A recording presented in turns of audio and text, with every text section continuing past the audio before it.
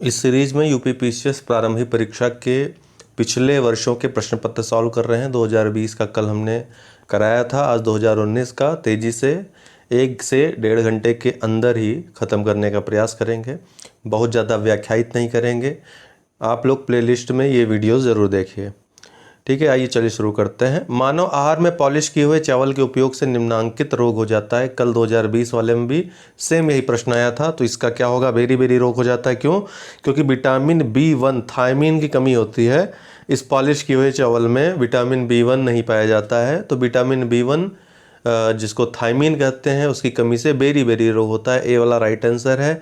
निम्नलिखित में से ये गलत दिया, यहाँ B2 हटा दीजिएगा। निम्नलिखित में से कौन सा युग्म सही सुमेलित नहीं है?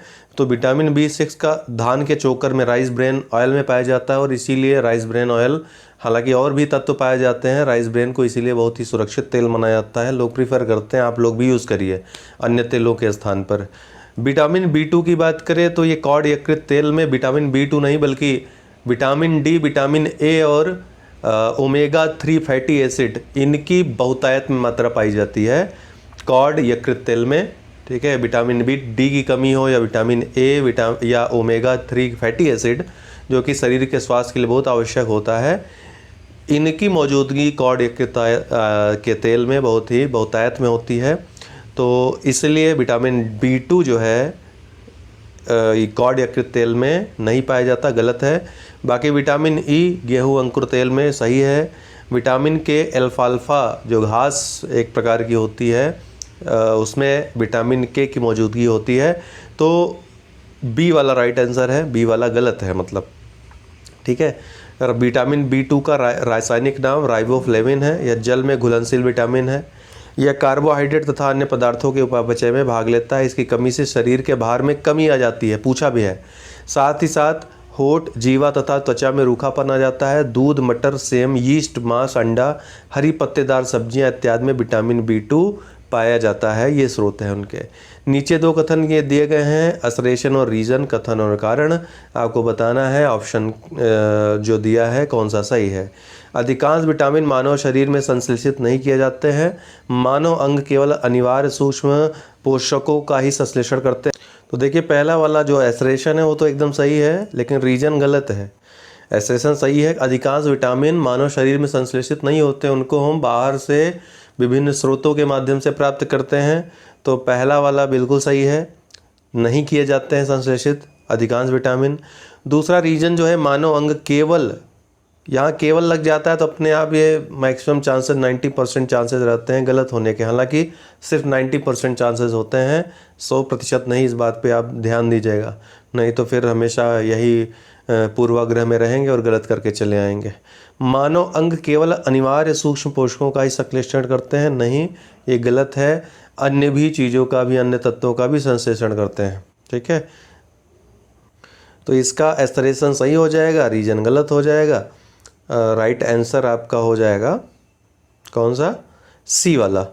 ए सही है किंतु आर गलत है। ये विभिन्न पदार्थ दिए हैं और इनका क्या प्रयोग है, किस काम में आते हैं, ये दिया हुआ है। तो इसका उत्तर होगा बी वाला, 2, 3, 4, 1। अर्थात केवलार जो है ये संश्लेषित एक रेशा है। टेक्सॉल क्या है? कैंसर रोधी दवा है। जिंक फास्फाइड क्या है? रोडेंट नाशी है। और नाइट्रोसेलुलोज विस्फोटक है।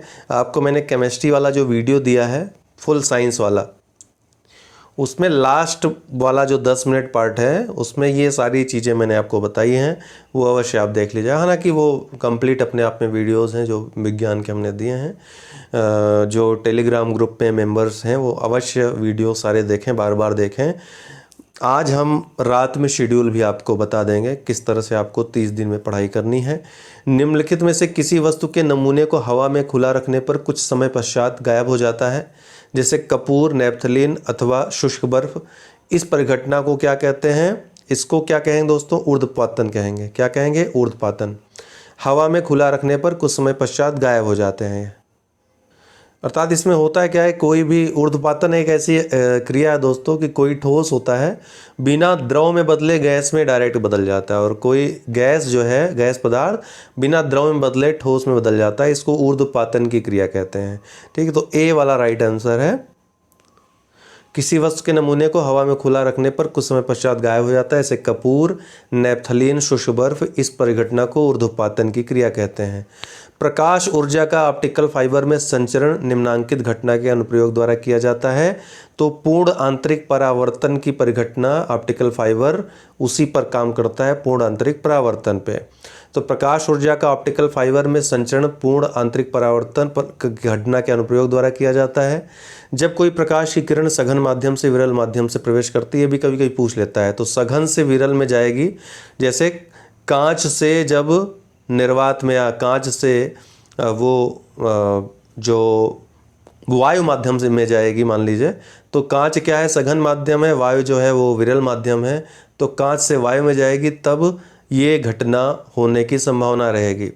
तो अपवर्तन के कारण अपवर्तित किरण अविलंब से दूर हट जाती है। जो अपवर्तन हो रहा है तो अविलंब से ये दूर हट जाती है, और इतना दूर हट जाती है कि क्या होता है, ये जिस दिशा जिस कोण से गिरती है प्रकाश की रे, उसी कोण से वापस हो जाती। इसी को टोटल इंटरनल रिफ्लेक्शन या पूर्ण आंतरिक परावर्तन कहते हैं।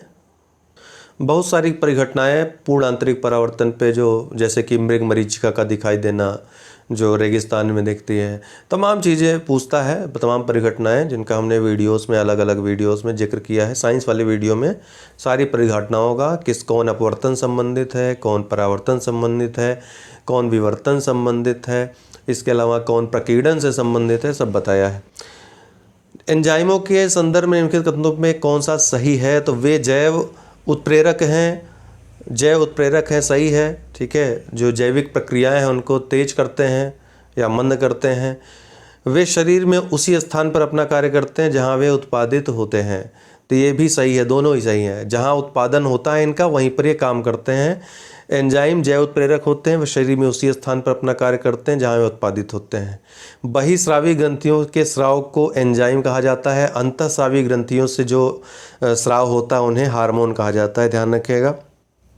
श्वेत ग्रंथि, दूध ग्रंथि, लार ग्रंथि, श्लेष्म ग्रंथि आदि बहिस्रावी ग्रंथि के उदाहरण हैं। माँ का दुग्ध नवजात को लगभग संपूर्ण आहार प्रदान करता है, किंतु इसमें निम्नलिखित का अभाव होता है, बहुत महत्वपूर्ण है। इसमें देखिए आयरन का अभाव होता है, ठीक है। संपूर्ण आहार प्रदान करता है माँ का दुग्ध, लेकिन इसमें आयरन का अभाव होता है, इसीलिए जो गर्भवती महिलाएं होती हैं या फिर धात्री महिलाएं होती हैं उन्हें आयरन अलग से दिया जाता है, आयरन की गोली दी जाती है, ठीक है। तो ए वाला राइट आंसर है। माँ का दूध नवजात को लगभग संपूर्ण आहार प्रदान करता है। इसमें लौह, कैल्शियम, मैग्नीशियम, पोटेशियम आदि सूक्ष्म तत्व के साथ ही विटामिन ए, डी आदि पाए जाते हैं। आयोग द्वारा इसका उत्तर ए माना गया है, जिसका तात्पर्य है कि इसमें लौह तत्व नहीं पाया जाता। माँ के दूध में लौह तत्व पाया जाता है, लेकिन यह अत्यल्प होता है, बहुत कम मात्रा में होता है, ठीक है। आयोग ने इसमें नहीं माना है, अत्यल्पता इसकी होती है, ठीक है। पाया जाता है, मतलब कि अगर देखा जाए तो लौह तत्व बिल्कुल गायब नहीं रहेगा। वैसे भी आयरन की गोली इसीलिए दी जाती है, आयरन इसीलिए दिया जाता है कि बच्चे में आयरन की कमी ना हो, ये ध्यान रखिएगा। यही इस प्रश्न के पूछने का मकसद भी है। आप प्रश्न के जब प्रश्न कोई इस तरह का आए तो उसके थॉट पे जरूर जाइए, लॉजिकली अगर सोचेंगे तो उत्तर तक पहुंच जाएंगे। तो आयरन की गोली इसीलिए दी जाती है, हालांकि साथ में कैल्शियम की गोली भी दी जाती है, लेकिन कैल्शियम की मात्रा तो ठीक ठाक रहती है, आयरन बहुत ही अल्प मात्रा में रहता है। तो इसमें आप आयोग के साथ ही जाइएगा, लौह तत्व अगर फिर से आता है प्रश्न, और उम्मीद भी रहती है इस तरह के प्रश्न आयोग दोहराता है, तो पहला वाला लौह ही आप लगा कर आएंगे। निम्नलिखित पदार्थों को उनकी पहली बार प्रयोगशाला में संश्लेषण के काल क्रमानुसार व्यवस्थित कीजिए।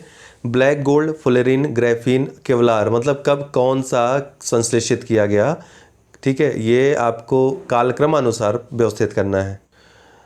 तो इसका उत्तर बी वाला है, 4, 2, 3, 1 ये सन दिए हुए हैं। केवलार 1965 में संश्लेषित किया गया था, फुलेरिन 1985 में, फिर ग्रेफीन 2004 में, और ब्लैक गोल्ड 3 जुलाई 2019 को, ठीक है। सबसे नया ब्लैक गोल्ड है, उसके पहले ग्रेफीन था, फिर फुलेरिन और फिर केवलार, ठीक है। रॉयल सोसाइटी ऑफ केमिस्ट्री द्वारा प्रकाशित एक वैज्ञानिक जर्नल केमिकल साइंस द्वारा 3 जुलाई 2019 को जारी एक शोध पत्र के अनुसार मुंबई स्थित टाटा फंडामेंटल रिसर्च इंस्टीट्यूट के वैज्ञानिकों ने नैनो टेक्नोलॉजी की तकनीकों का प्रयोग कर गोल्डन गोल्ड या सुनहरे स्वर्ण को ब्लैक गोल्ड में रूपांतरित करने में सफलता प्राप्त की।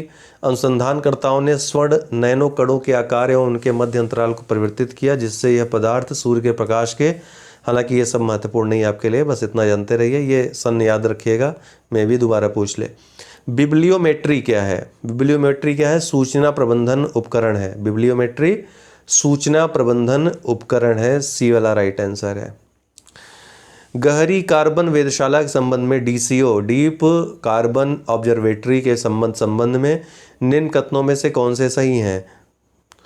यह वैश्विक अनुसंधान कार्यक्रम पृथ्वी पर कार्बन की भूमिका को आगे बढ़ाने के लिए है, सही है। दूसरा है यह गहरी माइक्रोबियल पारिस्थितिकी तंत्र के क्षेत्रीय अवलोकन के लिए, यह भी सही है, दोनों ही सही हैं। तो इसका राइट आंसर सी होगा। गहरी कार्बन वेधशाला डीप कार्बन ऑब्जर्वेटरी वैश्विक अनुसंधान कार्यक्रम है जो पृथ्वी पर कार्बन की भूमिका को आगे बढ़ाने के लिए है। यह गहरी माइक्रोबियल पारिस्थितिकी तंत्र के क्षेत्रीय अवलोकन के लिए है। निम्नलिखित में से कौन सा जैविक नाइट्रोजन निर्धारण से संबंधित है? तो डी, नीला हरा शैवाल। जो नीला हरा शैवाल या एल्गी पादप जगत का सबसे सरल जलीय जीव है जो प्रकाश संश्लेषण की क्रिया द्वारा भोजन का निर्माण करता है। शैवाल प्रायः हरित लवक युक्त संवहन ऊतक रहित स्वपोषी होते हैं। ये ताजे जल, समुद्री जल, गर्म जल के झरनों, कीचड़ एवं नदी, तालाबों आदि में पाए जाते हैं। इनमें नील हरित शैवाल का उपयोग ऊसर भूमि का उपजाऊ भूमि में बदलने के लिए होता है। नॉस्टॉक इसका सबसे अच्छा उदाहरण है। ठीक है, तो नीला हरा शैवाल क्या करते हैं? जैविक नाइट्रोजन निर्धारण करते हैं जिससे मृदा की उर्वरता पैदा की जाती है या बढ़ाई जाती है। धुआं या स्मॉग आवश्यक रूप से वायुमंडल में निम्नलिखित की उपस्थिति के कारण होता है। तो नाइट्रोजन और सल्फर के ऑक्साइड के कारण स्मॉग जो है ये वायुमंडल में होता है। तो धुआं आवश्यक रूप से वायुमंडल में नाइट्रोजन तथा सल्फर के ऑक्साइड की उपस्थिति के कारण होता है। बहुत महत्वपूर्ण प्रश्न है, ध्यान रखिएगा। श्याम विवर होता है। श्याम विवर क्या होता है? या इसको ब्लैक होल भी कहते हैं। श्याम से ब्लैक, विवर से होल। तो ब्लैक होल क्या है? तो सिमट गया तारा होता है। इसमें क्या होता है कि इतना कम द्रव्यमान इतना ज़्यादा संगठित हो जाता है कि इसमें से कोई भी चीज़ वापस नहीं आ सकती है, मतलब पार नहीं कर सकती। प्रकाश से लेकर कुछ भी जाएगा इसमें, ये मतलब अवशोषित ये कर लेती है, उसको अपने अंदर समाहित कर लेती है। यही कारण है कि ये ब्लैक दिखाई पड़ता है। ठीक है, यही कारण है कि ये ब्लैक दिखाई पड़ता है, ब्लैक होल इसीलिए इसको कहते हैं। ठीक है, तो ये सिमट गया तारा होता है, डी वाला राइट आंसर है इसका। सूर्य के द्रव्यमान से अधिक के द्रव्यमान वाले तारों में जब नाभिकीय संलयन की प्रक्रिया खत्म हो जाती है तो ये अत्यधिक संघनित पदार्थ के पिंड बन जाते हैं, सघन हो जाते हैं एकदम। द्रव्यमान इनका संकुचित पूरी संगठित हो जाता है। इन्हें न्यूट्रॉन तारा कहा जाता है क्योंकि ये न्यूट्रॉन से बने होते हैं। न्यूट्रॉन तारे का भविष्य भी उसके द्रव्यमान पर निर्भर करता है। भारी न्यूट्रॉन तारे में अत्यधिक मात्रा में द्रव्यमान अतः एक ही बिंदु पर संकुचित हो जाते हैं। ऐसे अत्यधिक घनत्व के पदार्थ युक्त पिंड को ब्लैक होल या कृष्ण छिद्र कहा जाता है। चंद्रयान 2 अंतरिक्ष यान को प्रक्षेपित करने के लिए इसरो द्वारा किस जियो सिंक्रोनस उपग्रह प्रक्षेपण यान का प्रयोग किया गया था? तो GSLV मार्क या MK3M1 का प्रयोग किया गया था। ठीक है, मार्क 3 M1 का प्रयोग किया गया था इसके लिए, याद रखिएगा, ए वाला राइट आंसर है। निम्नलिखित में से किस जीव का रक्त सफ़ेद होता है? तो तिलचट्टे का जो है रक्त सफ़ेद होता है।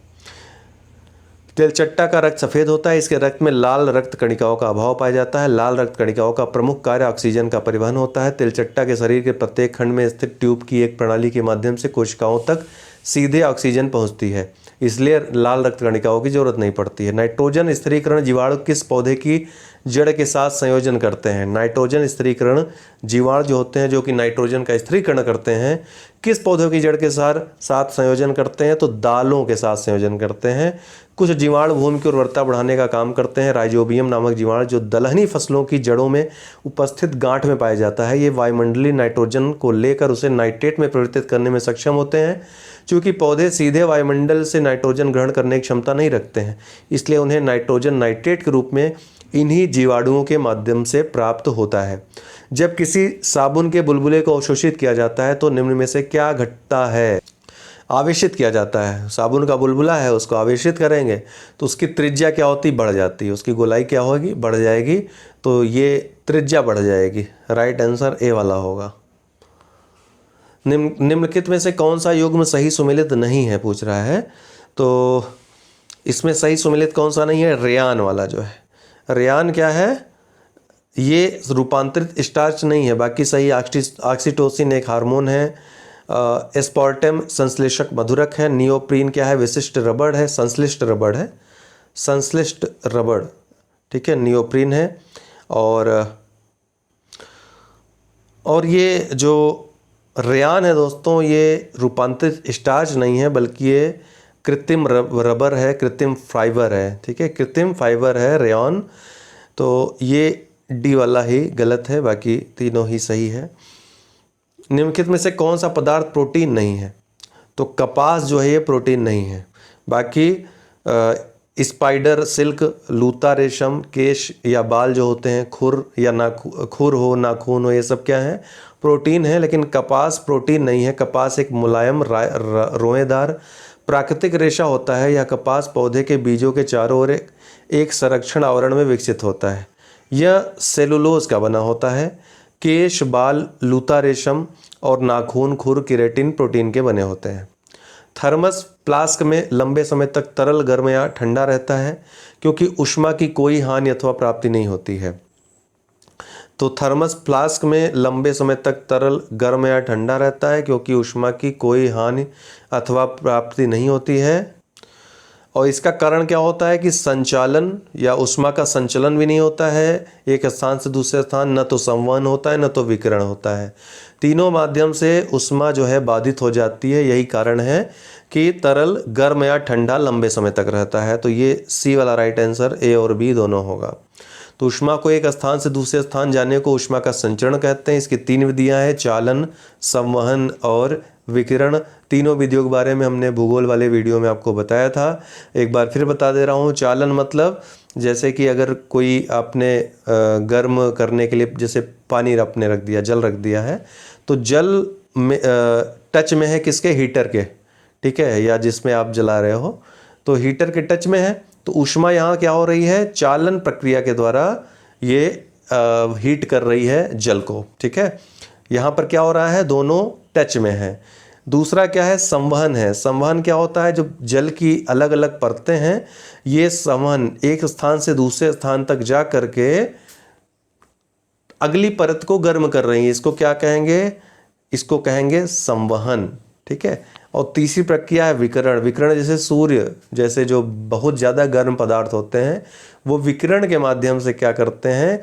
गर्मी फैलाते हैं। तो ये 3 माध्यम है। तीनों माध्यम से ऊष्मा संचरित होती है और तीनों ही माध्यम से बाधित हो जाती है थर्मस फ्लास्क में, याद रखिएगा।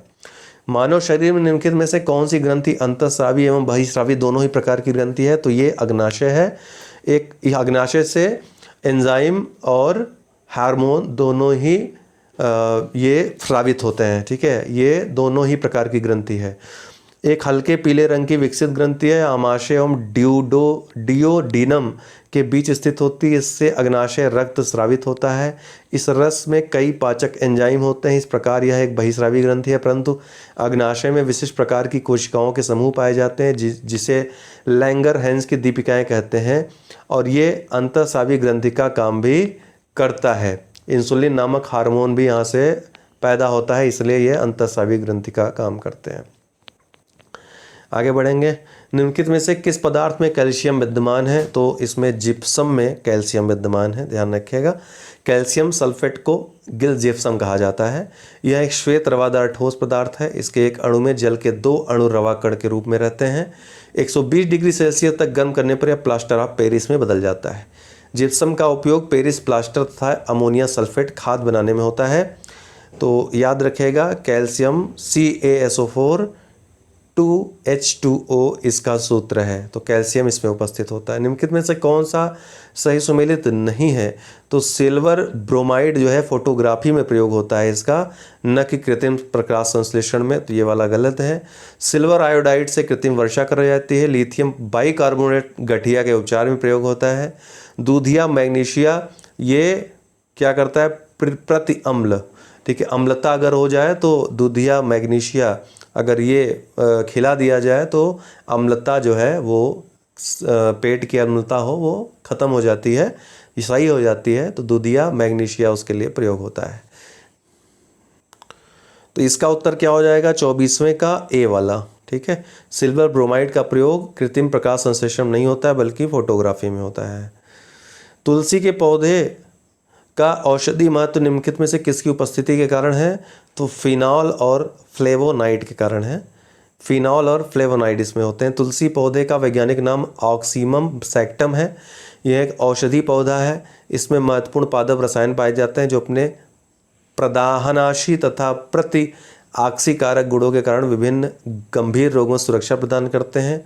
तुलसी के पत्ते के अर्क में फ्लेवोनाइड, सैपोनिन, ग्लाइकोसाइड, फिनॉल आदि उपस्थित होते हैं। यह कफोत्तारक होती है, कफ वगैरह दूर करती है। सुपोषण के संदर्भ में निम्नलिखित में से कौन सा कथन सही है? देखिए सेम प्रश्न 2020 में भी आपने पढ़ा था, सुपोषण। तो इसका सी वाला राइट आंसर है। यह जल निकाय के पोषक तत्व संवर्धन की घटना है। यह जल में घुलित ऑक्सीजन को क्या कर देता है? कम कर देता है। देखिए सेम प्रश्न है, 2020 में यही पूछ लिया। सी 1 और 2 दोनों। निम्नलिखित में से कौन सा सुमेलित नहीं है? तो इसमें से कौन सा सुमेलित नहीं है? डी वाला सुमेलित नहीं है। पाश्चुरीकरण से चाय नहीं, अलवणीकरण से समुद्री जल की प्राप्ति होती है। समुद्री जल, प्रतिलोम परासरण से पेयजल की प्राप्ति होती है। विकृतीकरण से प्रोटीन की प्राप्ति होती है। लेकिन पाश्चुरीकरण चाय के प्रयोग में नहीं बल्कि दूध के लिए पाश्चुरीकरण का प्रयोग किया जाता है। दूध के साथ पाश्चुरीकरण की रासायनिक प्रक्रिया जुड़ी हुई है। बाकी तीनों सही है। पॉस्चराइज दूध ही जो आप पैकेट वाला दूध पाते हो, पॉस्चराइजेशन जो प्रक्रिया होती है, पहले गर्म करना 62 डिग्री पे, उसके बाद अचानक ठंडा करके उसको पैकेट में रख दिया जाता है, तो वो सुरक्षित हो जाता है काफ़ी समय के लिए। निम्नलिखित में से कौन सा एक शाकनाशक का उदाहरण है? तो सोडियम क्लोरेट ये शाकनाशी है। सोडियम क्लोरेट एक शाकनाशक का उदाहरण है। शाकनाशी रसायनों को प्रयोग कृषि क्षेत्र में अवांछित खरपतवारों को नष्ट करने के लिए किया जाता है। याद रखिएगा, सोडियम क्लोरेट, क्लोरीन की मात्रा उसमें होती है। गैस जो धान के खेत से उत्सर्जित होती है तथा भूमि के तापमान में वृद्धि करती है, कौन सा है? मीथेन है। मीथेन गैस का उत्सर्जन कहाँ कहाँ से होता है? धान के खेत से, नम भूमि, घरेलू पशुपालन क्षेत्र जो पशु जुगाली करते हैं आज से उत्पन्न होता है। मीथेन एक ग्रीन हाउस गैस है जो ग्लोबल वार्मिंग बढ़ाने के लिए जिम्मेदार है। नीचे 2 कथन दिए गए। आप संस्कृति में आ जाइए, कला संस्कृति, विज्ञान वाला समाप्त हो गया।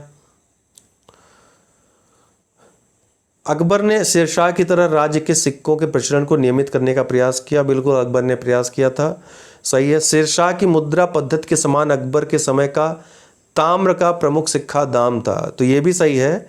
अकबर के समय का तांबे का प्रमुख सिक्का दाम था, जो कि शेरशाह की मुद्रा पद्धति में भी था।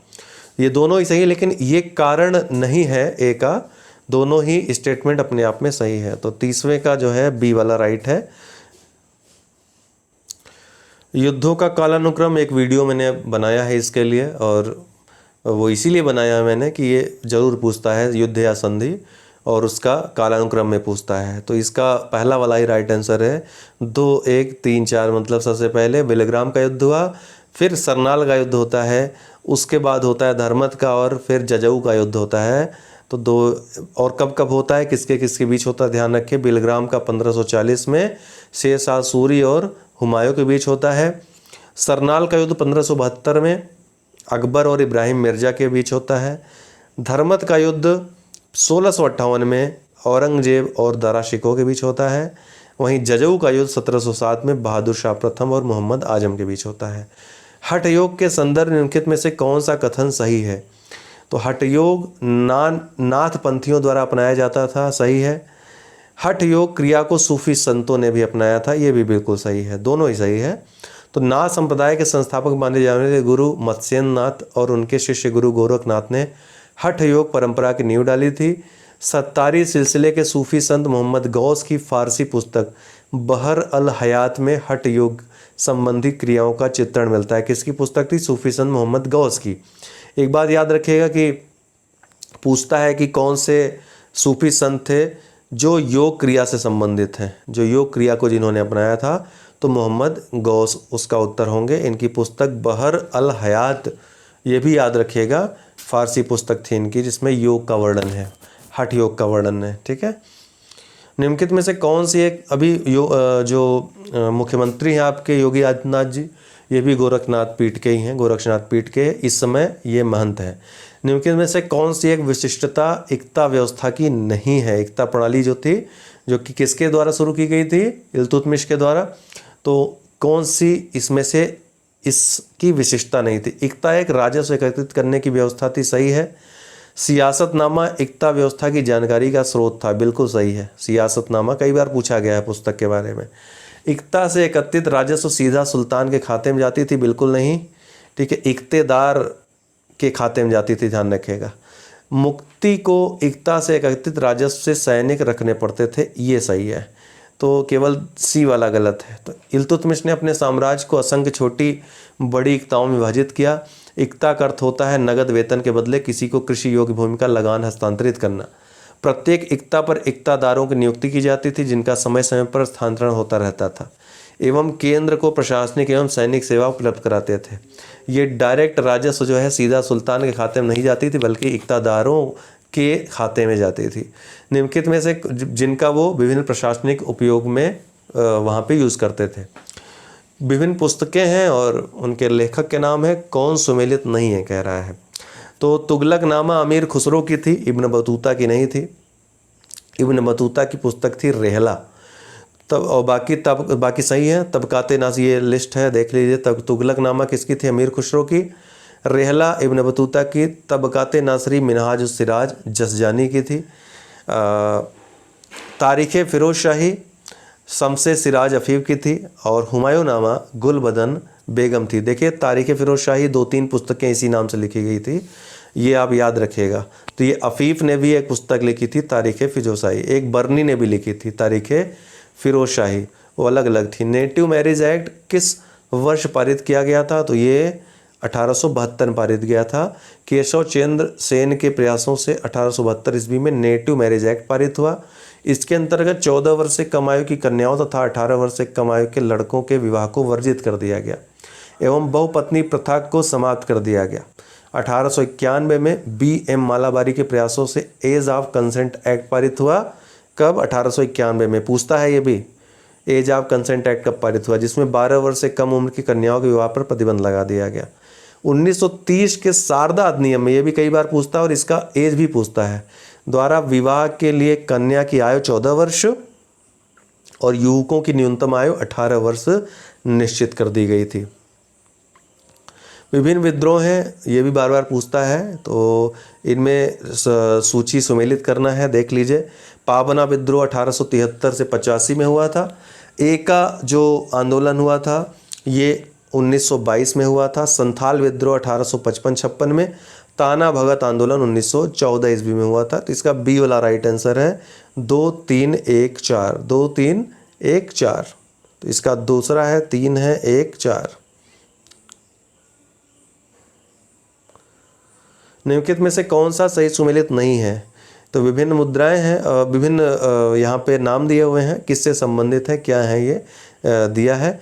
तो जरीब जो है ये भूमि की माप हेतु प्रयुक्त होता था, कर नहीं था। जरीब भूमि के माप के लिए एक इकाई थी, एक माप थी भूमि की, ठीक है, जरीब। बाकी दाम तांबे की मुद्दा थी, अभी आपने देखा, शेरशाह के काल में भी था। देसाई राजस्व अधिकारी होता था, दीवान प्रांतीय राजस्व का प्रमुख होता था, लेकिन जरीब क्या होता था? भूमि की माप के लिए प्रयुक्त होने वाली इकाई थी।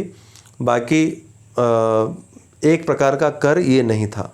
डी वाला राइट आंसर है। इनमें देखिए, इसमें एक भी पता रहेगा तो आप इजीली कर लेंगे। तो अमीर खुसरो की आशिका प्रसिद्ध पुस्तक है। तो डी का 2, एक में ही डी का 2 है, तो बी वाला राइट आंसर हो जाएगा। 1, 3, 4, 2, मतलब मुल्ला दाऊद 1, 3, 4 और 2।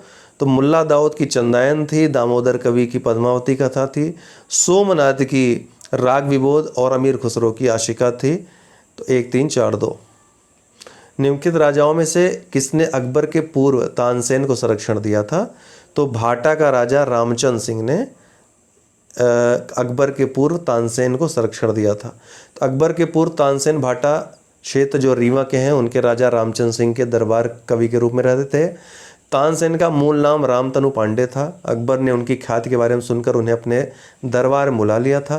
तानसेन के गुरु स्वामी हरिदास थे। राग सागर नामक ग्रंथ की रचना अकबर के दरबार में की गई थी।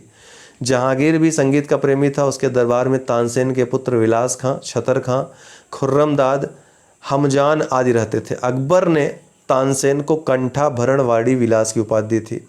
अकबर के समय में, ये पूछता भी है, कंठाभरण वाड़ी विलास की उपाधि किसने दी थी? अकबर ने। अकबर के समय में ध्रुपद गायन शैली तथा वीणा का प्रचार हुआ। तानसेन की रचनाओं में मियाँ की तोड़ी, मियाँ की मल्हार, मियाँ की सारंग आदि सम्मिलित थी। ये विभिन्न राजवंश हैं, उनकी राजधानी क्या थी? तो ये पल्लव की राजधानी कांची थी, पांड्य की राजधानी मदुरा थी, यादव देवगिरी इनकी राजधानी थी, और काकतीय वंश की राजधानी वारंगल थी। तो कांची, मदुरा, देवगिरी, वारंगल, बी वाला राइट आंसर है। 2 3 4 1, तो 2 3 4 और 1 ये राइट आंसर है। मिलान कर लीजिए। विभिन्न मकबरे हैं और इनका कालक्रम बताना है, किस कालक्रम में ये बने थे। तो रबिया उद्दो रानी का मकबरा, और जो कि औरंगाबाद में है। औरंगजेब, जिसको कि ताजमहल की फूहड़ नकल भी कही जाती है, 1678 बनी थी। शेरशाह सूरी का मकबरा, जो कि इनके पहले का है, वो तो 1540-45 में बनी थी। हुमायूं का मकबरा दिल्ली में है, ये 1564 में बना था। और अटाला मस्जिद जौनपुर में है, 1408 में इब्राहिम शाह शर्की का जो है मकबरा, इब्राहिम शाह शर्की का निर्माण करता, मतलब इसका निर्माण करता इब्राहिम शाह शर्की था। तो और ये भी पूछता है हुमायूं का मकबरा किसने बनाया था? तो हाजी बेगम ने बनवाया था 1564 ईस्वी में। तो सबसे पहले कौन सा हो जाएगा? ये जौनपुर वाला, और फिर आएगा शेरशाह सूरी वाला, और फिर हुमायूं का मकबरा लास्ट में औरंगाबाद में औरंगजेब ने जो बनवाया है, रबिया उद्दो रानी का मकबरा। तो आंसर हो जाएगा 4 2 3 1 ये, ठीक है। मनसबदारी व्यवस्था के संदर्भ में कौन से कथन सही हैं पूछ रहा है। ये यहाँ पर आप ज़रूर अपनी आंखें थोड़ी सी जमा करके पढ़ा करें, नहीं तो कभी कभी गलत हो जाता है ये चीज़। मनसबदारी व्यवस्था राज्य के कुलीन वर्ग से संबंधित थी, जिसे अकबर ने प्रारंभ किया था। बिल्कुल सही है, कुलीन वर्ग से संबंधित थी। मनसबदार का जो पद होता था काफ़ी सम्मान वाला माना जाता था, कुलीन माना जाता था। मनसबदारी का पद पैतृक था, ये गलत है, पैतृक नहीं था, वंश प्रणाली पर आधारित नहीं था। तो पहला वाला ही राइट है, ए वाला राइट आंसर है इसका। पूरा पढ़ लेंगे मनसबदारी के बारे में थोड़ा सा। अकबर द्वारा स्थापित मनसबदारी प्रणाली साम्राज्य की प्रशासनिक एवं सैनिक दोनों आवश्यकताओं को एक साथ पूरा करने में सक्षम थी, जो मंगोल नेता चंगेज खां की दशमलव प्रणाली पर आधारित थी। पूछा भी गया है। इस प्रणाली के अंतर्गत प्रत्येक अधिकारी को एक दर्जा या मनसब दिया जाता था। ये दर्जे 2 भागों में विभक्त होते थे, जात और सवार। जात से व्यक्ति का व्यक्तिगत दर्जा और वेतन निर्धारित होता था तथा सवार दर्जा यह सूचित करता था कि उससे कितने सवार रखना अपेक्षित है। यदि जात और सवार मनसब बराबर होते थे तो मनसबदार प्रथम श्रेणी का, यदि सवार मनसब जात मनसब का आधा होता था तो वह द्वितीय श्रेणी का मनसबदार, तथा यदि सवार मनसब जात मनसब से आधे से भी कम होता था तो तृतीय श्रेणी का मनसबदार कहलाता था। इस तरह मनसबदारों की कुल 33 श्रेणियाँ थी। न्यूनतम मनसब का अंक 10 बनाए रखने के लिए अकबर ने दह बिस्ती का नियम बनाया था, ध्यान रखिएगा, तथा दाग एवं चेहरा प्रणाली को भी कड़ाई से लागू किया था। दाग और हुरिया प्रथा इसके पहले किसने चलाया था? खिलजी ने, ठीक है, याद रखिएगा इस चीज़ को। तो जहांगीर ने आस्पा मनसब को आरंभ किया था। दुह अस्पा सिंह अस्पा किसने आरंभ किया था? जहांगीर ने, जिसके अनुसार सवार मनसब की निर्धारित संख्या में वृद्धि किए बिना उसके अधीन सैनिकों की संख्या में वृद्धि कर दी जाती थी। जिस मनसबदार को 2 अस्पा सी अस्पा प्रदान किया जाता था वह निर्धारित संख्या से दुगने सैनिक रखता था। मनसबदारी पद पैतृक नहीं होता था। ये विभिन्न संधियां हैं, किस वर्ष में हुई थी? तो इलाहाबाद की संधि 1765 बक्सर के युद्ध के बाद, मंगलौर की संधि 1784 में हुई, सालबाई की संधि 1782 में हुई थी, मद्रास की संधि 1769 में हुई थी। एकदम रट लीजिए इन सब चीज़ों को, इसीलिए एक वीडियो में पूरा मैंने बता दिया है। निम्नलिखित में से किस मंदिर को विदर्भ के खजुराहो के रूप में भी जाना जाता है? तो विदर्भ का खजुराहो कौन कहलाता है? मार्कंडेश्वर। मार्कंडेश्वर मंदिर को विदर्भ के खजुराहो के रूप में भी जाना जाता है। यह महाराष्ट्र के गढ़चिरौली जिले में वेनगंगा नदी के तट पर अवस्थित है। विभिन्न अधिनियम हैं, किस वर्ष ये आए थे? तो सांप्रदायिक पंचाट या निर्णय 1932 में, इसके बाद ही पूना पैक्ट हुआ था। द्वितीय गोलमेज सम्मेलन 1931 में हुआ था, गांधी जी ने ही इसमें भाग लिया था, कांग्रेस के एकमात्र प्रतिनिधि थे। सविनय अवज्ञा आंदोलन 1930 में शुरू हुआ था और भारतीय जल सेना अधिनियम आया था 1927 में। तो इसका हो जाएगा पहले 27 वाला, फिर 30 वाला, फिर 31, फिर 32 वाला। तो घटनाओं का वर्ष कौन सा सही नहीं है, सुमेलित कौन सा नहीं पूछ रहा है, सॉरी प्रश्न को मैंने सही ढंग से पढ़ा नहीं, तो ये यही नहीं करना है आपको। तो डी वाला गलत है। सांप्रदायिक निर्णय 1932 में हुआ था, न कि 33 में। ठीक है, 33 में तो तीसरा गोलमेज सम्मेलन हो गया था। निम्न घटनाओं को कालानुक्रम में व्यवस्थित कीजिए और नीचे दिए गए कूटों में से सही उत्तर चुनिए। तो कालानुक्रम में व्यवस्थित करना है तो फिरोज शाह मेहता की मृत्यु कब हुई थी? 5 नवंबर 1915 को हो गई थी। जलियांवाला बाग हत्याकांड कब हुआ था? 13 अप्रैल 1919 को। साइमन आयोग की नियुक्ति 8 नवंबर 1927 को हुई थी, 28 में भारत आया था। महात्मा गांधी की दांडी यात्रा कब हुई थी? 12 मार्च 1930 को शुरू हुई थी, 5 अप्रैल को समाप्त हुई थी। तो ये कालक्रम कौन सा हो जाएगा? ए वाला, 4, 2, 1, 3। सबसे पहले फिरोज शाह मेहता की मृत्यु, उसके बाद फिर जलियांवाला बाग हत्याकांड, फिर साइमन आयोग की नियुक्ति और फिर महात्मा गांधी का दांडी मार्च। आईएनए के अधिकारियों पर मुकदमा चलाया गया था। कहाँ पर चलाया गया था? तो लाल किला में चलाया गया था, दिल्ली में। बहुत ही महत्वपूर्ण है प्रश्न ये, 47वां।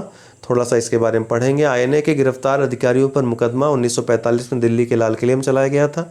इसमें आईएनए के 3 अधिकारी कर्नल प्रेम सहगल, मेजर शाहनवाज खां और कर्नल गुरुदयाल सिंह ढिल्लों थे। नाम भी पूछ लेता है कि इनमें से कौन शामिल नहीं था। कांग्रेसी देशभक्तों ने आज़ाद हिंद फौज के बचाव समिति का गठन किया। इसमें भूलाभाई देसाई के नेतृत्व में तेज बहादुर सप्रू, केन काटजू और अरुणा आसफ अली जैसे वकीलों ने मुकदमा लड़ा। पंडित जवाहरलाल नेहरू भी कार्रवाई के प्रथम दिन वकील के रूप में वहां उपस्थित थे। ध्यान रखिएगा, आज़ाद हिंद फौज के बंदियों के समर्थन में देशव्यापी आंदोलन भड़क गया था। ब्रिटिश सरकार पर इतना दबाव पड़ा, अंततः सरकार ने इन तीनों को रिहा कर दिया था। बंगाल की एशियाटिक सोसाइटी की स्थापना वारेन हेस्टिंग्स के काल में हुई थी, बिल्कुल सही है। और उसने सर विलियम जोन्स के पक्ष में उक्त विद्वत संस्था की अध्यक्षता का प्रस्ताव अस्वीकार कर दिया था, बिल्कुल सही है। अध्यक्षता करने का प्रस्ताव इन्होंने अस्वीकार कर दिया था। वारेन हेस्टिंग्स स्वयं एक उद्भट विद्वान तथा प्राच्य विद्या का प्रखर समर्थक था, जो संस्कृत, फारसी व अरबी के अध्ययन को प्रोत्साहित करता था, ये भी सही है। ठीक है, तो ए और आर दोनों ही सही है, लेकिन इसका ये कारण नहीं है, दोनों अलग अलग स्टेटमेंट है, सही है। बी वाला राइट आंसर होगा। ठीक है, वो समझ में आ जाता है कौन कथन है कौन कारण है, और कारण कथन से मेल खा रहा है कि नहीं, सार्वभौमिक रूप से सत्य होना चाहिए। कई बार हमने बता दिया, इतना आप लोगों को अब समझ में आ गया होगा। राष्ट्रीय पंचांग के संदर्भ में कौन से कथन सही नहीं है? तो न तो 1 सही है, न तो 2 सही है। ठीक है, इसका भारतीय राष्ट्रीय पंचांग विक्रम नहीं बल्कि शक संवत पर आधारित है, तो पहला वाला गलत है। राष्ट्रीय पंचांग को 26 जनवरी 1950 को नहीं अपनाया गया था, बल्कि 22 मार्च 1957 को अपनाया गया था, तो ये जो है दोनों ही गलत है। भारत में नियोजित विकास का विरोध किसने किया? तो नियोजित विकास का विरोध महात्मा गांधी ने किया था। भारत में नियोजित विकास का विरोध महात्मा गांधी ने किया था। गांधी जी औद्योगिकरण में मशीनीकरण के विरोधी थे। उन्होंने कुटीर और ग्रामीण उद्योगों का समर्थन करने के साथ ग्रामों को अर्थव्यवस्था की महत्वपूर्ण आधारभूत इकाई माना था। इन्होंने मशीनों के प्रयोग के स्थान पर श्रम परक उद्यमों को अधिक महत्व। बहुत ज़्यादा फास्ट तो नहीं हो रहे हैं दोस्तों, आप हमको बता दीजिएगा। बहुत ज़्यादा फास्ट तो नहीं हो रहे हैं, या बहुत स्लो तो नहीं हो रहे हैं, या बहुत ज़्यादा एक्सप्लेनेशन तो नहीं कर रहे हैं, ये भी बता दीजिएगा, ताकि वीडियो आपकी कम लेंथ की रहे। कुल मिला के ये है। हम कोशिश करेंगे कि अभी विथ एक्सप्लेनेशन देख रहे हैं, कोशिश करेंगे रिवीजन के लिए भी ले आएँ, 15 से 20 मिनट में पूरा रिवाइज़ कर दें आप लोगों के सामने, ताकि रिवाइज़ हो जाए आपका। उसमें सिर्फ क्वेश्चन आंसर पढ़ेंगे। ठीक है, इन्हीं जो क्वेश्चंस हम सॉल्व करवा रहे हैं इनको ही। चलिए अगला प्रश्न है, सही कालानुक्रम कितना कालानुक्रम पूछ रहा है। सविनय अवज्ञा आंदोलन 1930 में, गांधी इरविन समझौता 1931 में हुआ था।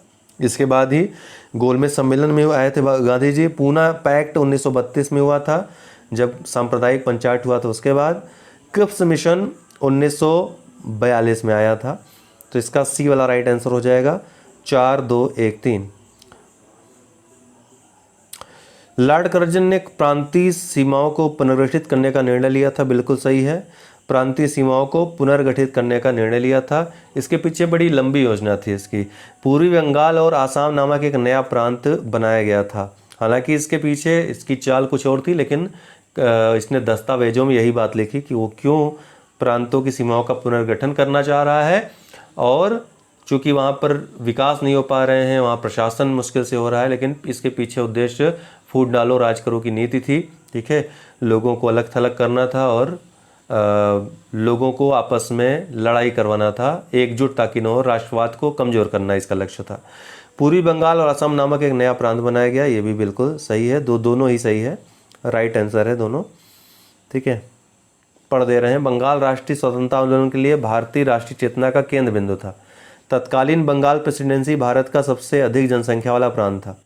इसमें पश्चिमी एवं पूर्वी बंगाल के अतिरिक्त उड़ीसा और बिहार भी सम्मिलित थे। तत्कालीन भारतीय गवर्नर जनरल लॉर्ड कर्जन भारतीय राष्ट्रीय उभार को समाप्त देखिए राष्ट्रवाद के उभार को समाप्त करने के लिए धर्म के आधार पर बंगाल के विभाजन की 19 जुलाई 1905 को घोषणा कर दी।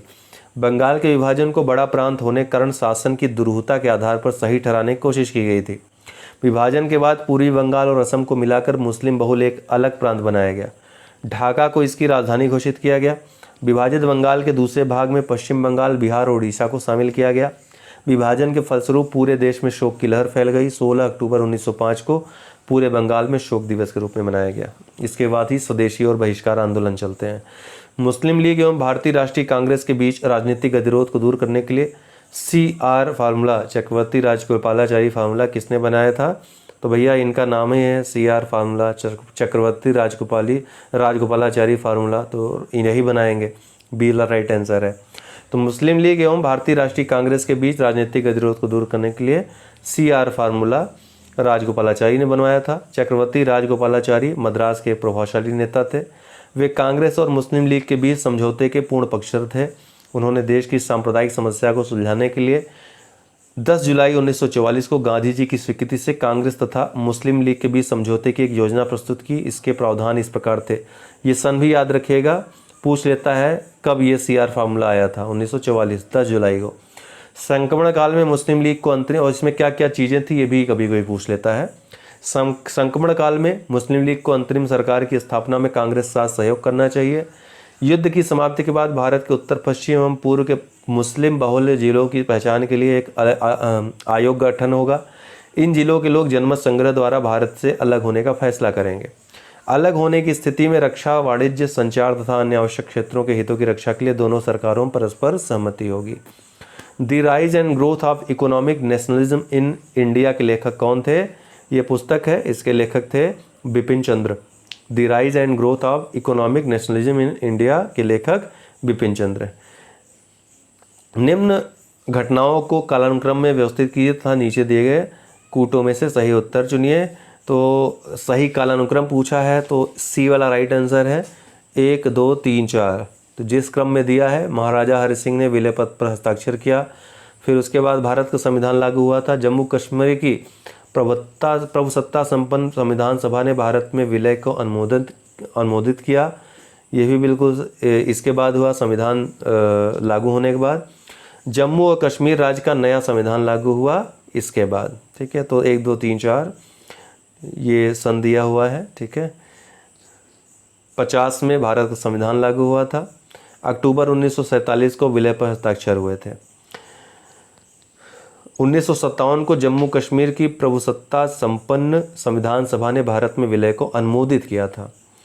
और 1957 नवंबर में जम्मू कश्मीर राज्य का नया संविधान लागू हुआ था। किस वर्ष में अकाउंटिंग को ऑडिटिंग से अलग किया गया तथा नियंत्रक एवं महालेखा परीक्षक का कार्य केवल सरकारी लेखा तक सीमित रह गया? तो ये 1976 में हुआ था, ध्यान रखिएगा। तो भारतीय संविधान के भाग 5 अनुच्छेद 148 से 151 तक में भारत के नियंत्रक एवं महालेखा परीक्षक के कर्तव्य, शक्तियां, सेवा शर्तें अधिनियम 1971 के अंतर्गत सम्मिलित की गई हैं। भारत में आरंभ में लेखांकन एवं अंकेक्षण एकीकृत प्रक्रिया से ने 1976 में लेखांकन को अंकेक्षण से विभिन्न चरणों में पृथक्करण कर दिया गया, परंतु राज्य स्तर पर लेखांकन का कार्य अब भी नियंत्रक एवं महालेखा परीक्षक द्वारा ही किया जाता है, लेकिन केंद्र स्तर पर यह नहीं है अभी वर्तमान में, तो केवल परीक्षण तक सीमित रह गया है। तो C वाला राइट आंसर है, 1976 में अलग किया गया था इसको। ठीक है, भारतीय संविधान का अनुच्छेद 30 अल्पसंख्यक वर्ग शब्द को परिभाषित नहीं करता है, बिल्कुल सही है। अल्पसंख्यक वर्ग कहीं भी परिभाषित नहीं है, याद रखिएगा। संविधान केवल भाषाई और धार्मिक अल्पसंख्यक वर्ग को मान्यता प्रदान करता है। तो हाँ, बिल्कुल यही बात लिखी गई है, धार्मिक और भाषाई अल्पसंख्यक की ही बात संविधान में की गई है। तो पहला दूसरा दोनों सही हैं, लेकिन इसका कारण नहीं है, ये दोनों अलग अलग स्टेटमेंट हैं, संविधान में दिए गए हैं इसलिए सही हैं। तो बी वाला राइट आंसर है। ठीक है। भारतीय संघात्मक व्यवस्था के संदर्भ में इनके में से कौन से कथन सही हैं? भारतीय संविधान के अंतर्गत राज्यों को संघ से अलग होने का अधिकार नहीं है, बिल्कुल सही है। तो आप जब भाग 1 पढ़ेंगे, भाग 1 में पहला ही अनुच्छेद जब आप देखेंगे तो वहाँ पर आपको ये चीज़ मिल जाएगी कि भारत राज्यों का संघ होगा, भारत राज्यों का संघ होगा। और संघीय व्यवस्था ऐसी है कि ये समझौते पर आधारित नहीं है अमेरिका की तरह, बल्कि यहाँ पे राज्य मजबूती से जकड़े हुए हैं और राज्यों को अपने आप को अलग होने का अधिकार नहीं है। अनुच्छेद 2, 3, 4 ये निर्धारित करते हैं कि संसद को ये अधिकार है कि राज्यों को किस राज्य को सम्मिलित करना है, किस राज्य की सीमा में परिवर्तन करना है, किसके नाम में परिवर्तन करना है, ठीक है, किसकी सीमा में बढ़ोतरी करनी है, कमी करनी है, ये सब संसद निर्धारित करता है। राज्यों को कोई अधिकार इससे संबंध में नहीं दिए गए हैं। और चूंकि ये किसी समझौते पे आधारित नहीं है, इसका मतलब ये शुरुआत से ही जुड़े हुए माने जा रहे हैं। ये राज्यों की संकल्पना संघ के बिना यहाँ अर्थात केंद्र के बिना राज्यों की संकल्पना यहाँ पर की ही नहीं जा सकती है। राज्यों का अस्तित्व केंद्र के अस्तित्व पे निर्भर है। यही कारण है कि पहला जो अनुच्छेद है वो इस बात का जिक्र साफ साफ करता है कि भारत राज्यों का संघ होगा। कहीं भी संघात्मक शब्द का प्रयोग भारत के संविधान में नहीं किया गया है। बहुत ही चतुराई से संघात्मक और एकात्मक के तत्वों को पिरोया गया है। इसलिए भारत का संविधान प्रकृति में अर्धसंघीय संविधान कहा जाता है। अलग होने की मात्र वकालत करने पर अभिव्यक्ति की स्वतंत्रता की सुरक्षा मिलेगी? नहीं मिलेगी। अलग होने की वकालत करना अर्थात राष्ट्रद्रोह की श्रेणी में आ जाएगा या राष्ट्र की एकता और अखंडता को खंडित करने के संदर्भ में आ जाएगा। और जहाँ पर ये चीज़ आ जाएगी वहाँ जो अनुच्छेद 19 में ही जो प्रतिबंध दिए गए हैं उसके अंतर्गत आ जाएगा, अपवाद जो दिए गए हैं उनके अंतर्गत आ जाएगा और अभिव्यक्ति की स्वतंत्रता वहाँ पे प्राप्त नहीं होगी। निम्नलिखित में से कौन सा आयोग में सही सुमेलित नहीं है?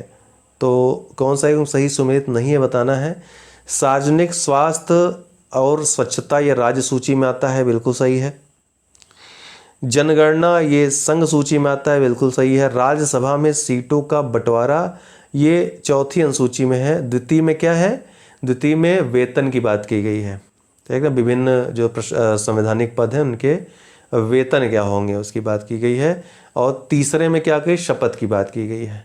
चौथे में किस चीज़ की बात की गई है? चौथे में बंटवारे की बात की गई है सीटों के।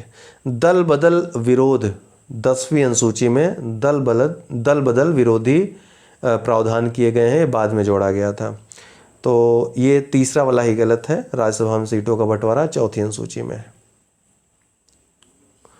भारत के संविधान की 11वीं अनुसूची में कितने विषय हैं? तो 11वीं अनुसूची में कुल 29 विषय हैं, सी वाला राइट आंसर होगा। 12वीं अनुसूची में 18 विषय हैं। ठीक है।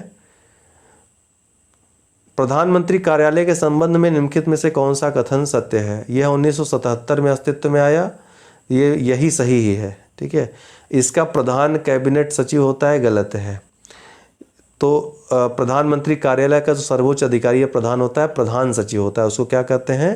प्रधान सचिव बोलते हैं उसको। प्रधानमंत्री पीएमओ कार्यालय का जो सचिव होता है, ठीक है। कैबिनेट सचिव एक कैबिनेट जो सचिवालय है उसका सचिव होता है, उसका प्रधान होता है।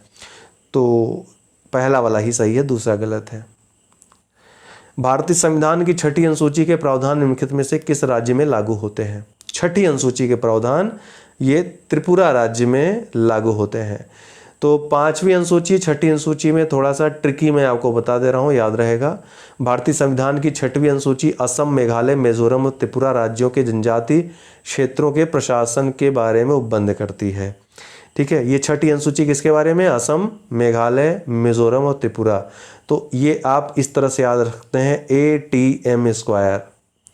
छठी अनुसूची को। ATM स्क्वायर में A कौन हो जाएगा? असम। T से क्या हो जाएगा? त्रिपुरा। M से क्या हो जाएगा? मेघालय। और M से ही 2 है M, तो मिजोरम।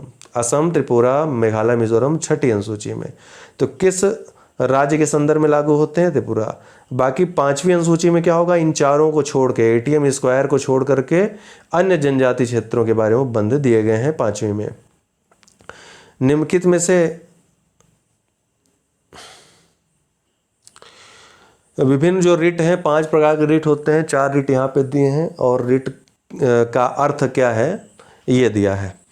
तो इनमें से कौन सही सुमेलित नहीं है? तो इसमें C वाला सही सुमेलित नहीं है, प्रतिषेध वाला गलत है। प्रतिषेध का अर्थ होता है, प्रतिषेध जो होता है वो, देखिए प्रतिषेध का अर्थ होता है स्टे ऑर्डर, स्टे ऑर्डर, रोक लगा देना किसी प्रक्रिया पे, ठीक है ना। तो प्रतिषेध वो होता है। उत्प्रेक्षा का अर्थ होता है टू बी सर्टिफाइड। उत्प्रेक्षा होती है टू बी सर्टिफाइड, मामले को मंगा दिया जाता है जहाँ पे।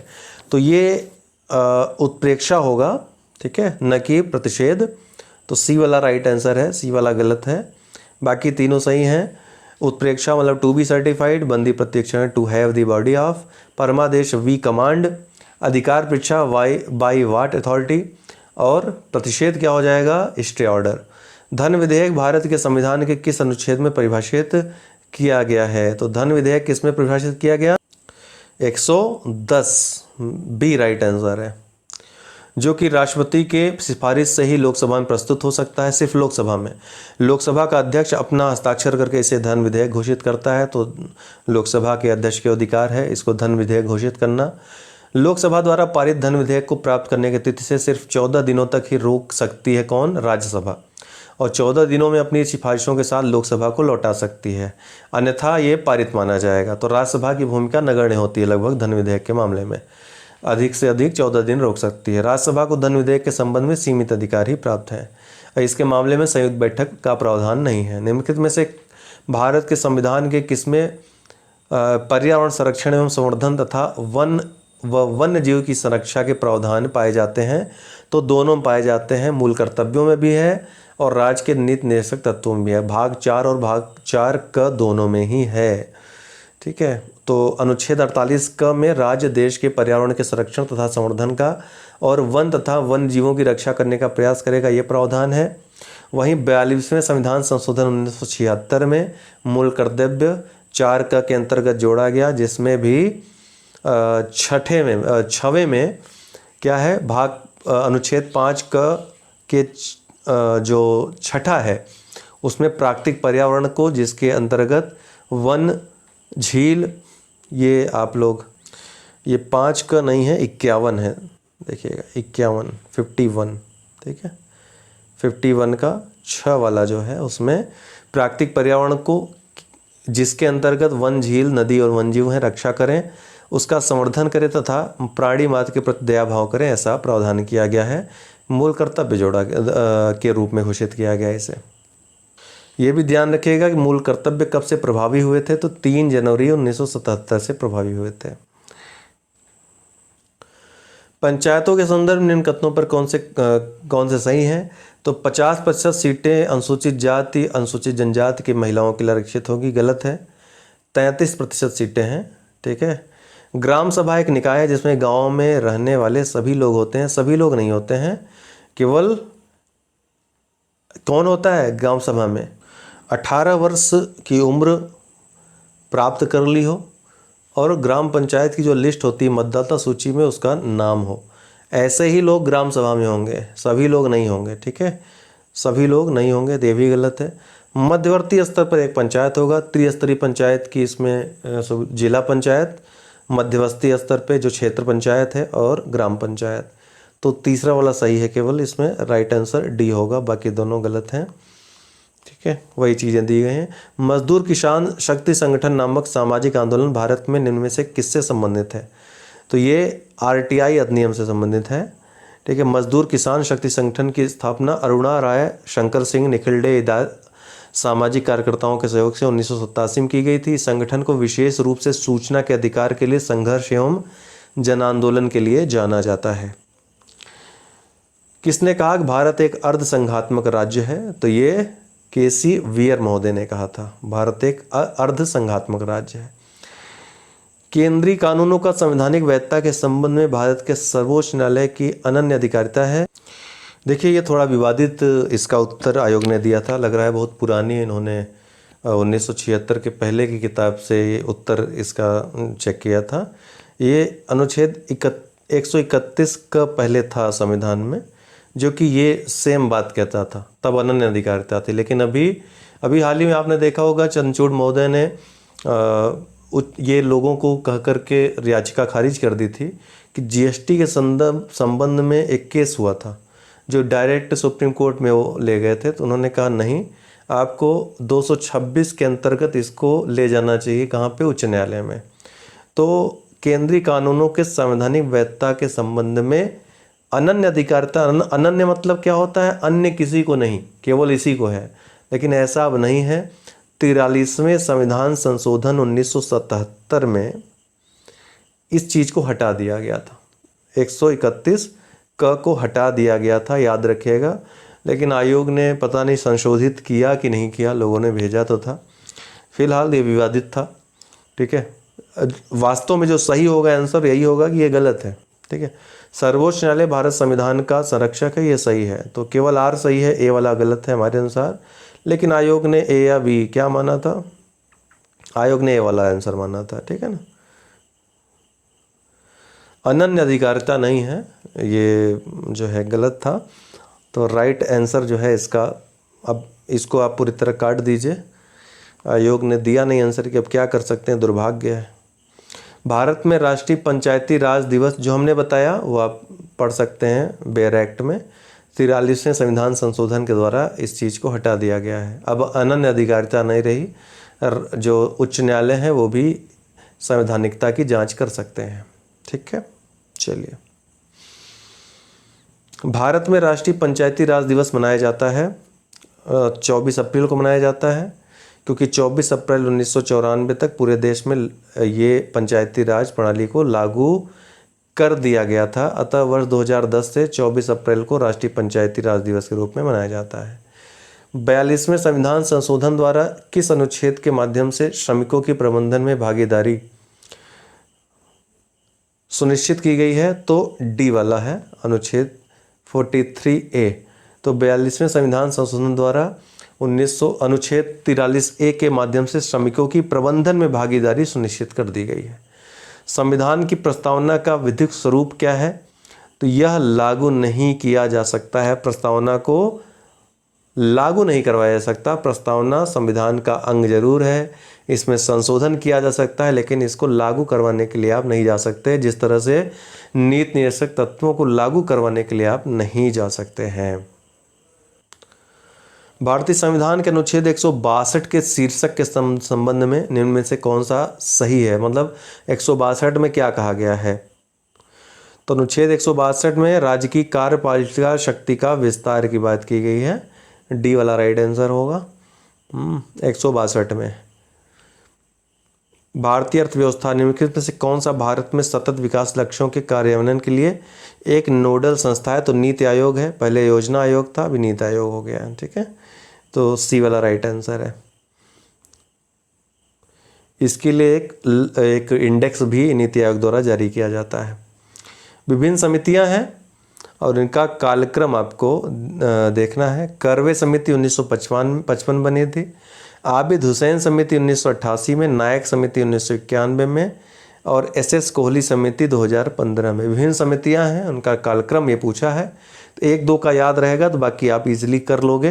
तो पुराने जो समितियों की लिस्ट हमने अर्थव्यवस्था वाली वीडियो भी नहीं आई है, 1-2 दिन में आ जाएगी, उसमें समितियां सारी हैं, तो वो आप लोग रट लीजिएगा एकदम। अंधत्व नियंत्रण हेतु राष्ट्रीय कार्यक्रम, समन्वित बाल विकास योजना, राष्ट्रीय कुष्ठ निवारण कार्यक्रम, राष्ट्रीय ग्रामीण स्वास्थ्य मिशन। अभी कल ही आपने देखा था समन्वित बाल विकास योजना 1975 हो जाएगा पहला वाला। तो बाकी सब इजी हो जाएंगे पहुंचने अगर आप देखेंगे। अब यहाँ मैंने आपको बताया एक आपको याद है, एक वाला, तो अन्य किसी में एक है नहीं बी में, तो ये वाला सी वाला राइट आंसर हो गया। कुछ और पढ़ने की सोचने की जरूरत ही नहीं है आपको, तो थोड़ा चालाकी आपको करना है। तो इसका क्या हो जाएगा 2 1 4 3, अंधत्व नियंत्रण राष्ट्रीय कार्यक्रम कब 1976 में चला। समन्वित बाल विकास योजना ICDS 1975 में। कुष्ठ निवारण कार्यक्रम 1983 में। और राष्ट्रीय ग्रामीण स्वास्थ्य मिशन 2005 में। 2 1 4 3 इसका आंसर हो गया इजीली। हाल के वर्षों में भारत में महिलाओं के लिए श्रम की भागीदारी की दर में तेजी से गिरावट आई है। अब यहाँ पे देखिए, ये भी प्रश्न थोड़ा सा विवादित था, इसका उत्तर ए होना चाहिए था। ठीक है, इसका उत्तर ए होना चाहिए था। दोनों ही कथन सही है और कथन कारण की सही व्याख्या कर रहा है। सॉरी, सही था, ये ए वाला राइट आंसर था। क्यों? देखिए, रीज़न ये है और कारण कथन ये है, कारण ये है। ठीक है, तो ए और आर दोनों सही हैं और आर ए की सही व्याख्या भी कर रहा है। मतलब हाल के वर्षों में भारत में महिलाओं के लिए श्रम की भागीदारी की दर में तेज़ी से गिरावट आई है, बिल्कुल सही है। क्यों? महिलाओं की स्थिति में सुधार आया है। क्यों सुधार आया? क्योंकि शिक्षा में वृद्धि हुई है, परिवार की आय में सुधार हुआ है, जिसके कारण श्रम के लिए महिलाओं को घर से बाहर भेजने की दर में कमी आई है। तो ये कारण भी सही है, कथन भी सही है और कारण कथन की सही व्याख्या कर रहा है। तो इसका सही उत्तर ए होना चाहिए, लेकिन आयोग ने बी माना था, तो ये थोड़ा सा विवादित था। इसका ए वाला राइट आंसर होना चाहिए था। ठीक है, भारत में निर्भरता अनुपात डिपेंडेंसी रेशियो घट रहा है। क्यों घट रहा है? क्योंकि 15 से 59 वर्ष की जनसंख्या सापेक्षता अधिक है। ठीक है, तो भारत में 15 से 59 वर्ष की जनसंख्या कुल जनसंख्या प्रतिशत का 60.3% हो गई है। इसलिए भारत में निर्भरता अनुपात घट रहा है, क्योंकि निर्भरता की आयु होती है 15 से कम आयु की और 59 से अधिक आयु वाले होते हैं इसमें शामिल। ठीक है, निम्नलिखित में से कौन सा सतत विकास लक्ष्य भारत में 2030 तक सभी के लिए पानी की उपलब्धता और इसके स्थायी प्रबंधन को लक्षित करेगा? SDG 6, कई बार आपको रटा चुके हैं इसको सुबह के परीक्षा खबरी वाले वीडियो में। समृद्धि की सीमा, लिमिट ऑफ ग्रोथ थ्योरी, कल भी 2020 वाले में आपने देखा। देखिए, कुल मिलाकर वहीं पैटर्न वहीं घूमता रहता है। आपको बहुत ध्यान से पढ़ाई करनी है, इसीलिए मैं सॉल्व करवा रहा हूँ। समृद्धि की सीमा, लिमिट ऑफ ग्रोथ 1972, याद है ना आपको? 1972 में स्टॉकहोम के सम्मेलन के बाद जो तेजी आई थी पर्यावरण संकट से जूझने में, तो समृद्धि की सीमा की अवधारणा का प्रतिपादन क्लब ऑफ रोम के द्वारा किया गया था 1972 में। वर्ष के अधिकांश हिस्से में बेरोजगार रहने वाले व्यक्तियों की संख्या को कहा जाता है, क्या कहा जाता है? सामान्य स्थिति बेरोजगारी। तो भारत में बेरोजगारी का आकलन 3 स्थितियों के आधार पर किया गया है: सामान्य स्थिति, साप्ताहिक स्थिति, चालू दैनिक स्थिति। सामान्य के अंतर्गत यदि कोई व्यक्ति वर्ष में 183 दिन कार्य करता है तो उसे बेरोजगार नहीं माना जाता।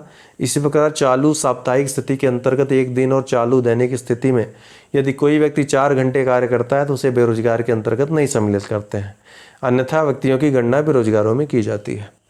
कॉर्पोरेट सामाजिक उत्तरदायित्व CSR के संदर्भ में निम्न कथनों में से कौन सही है?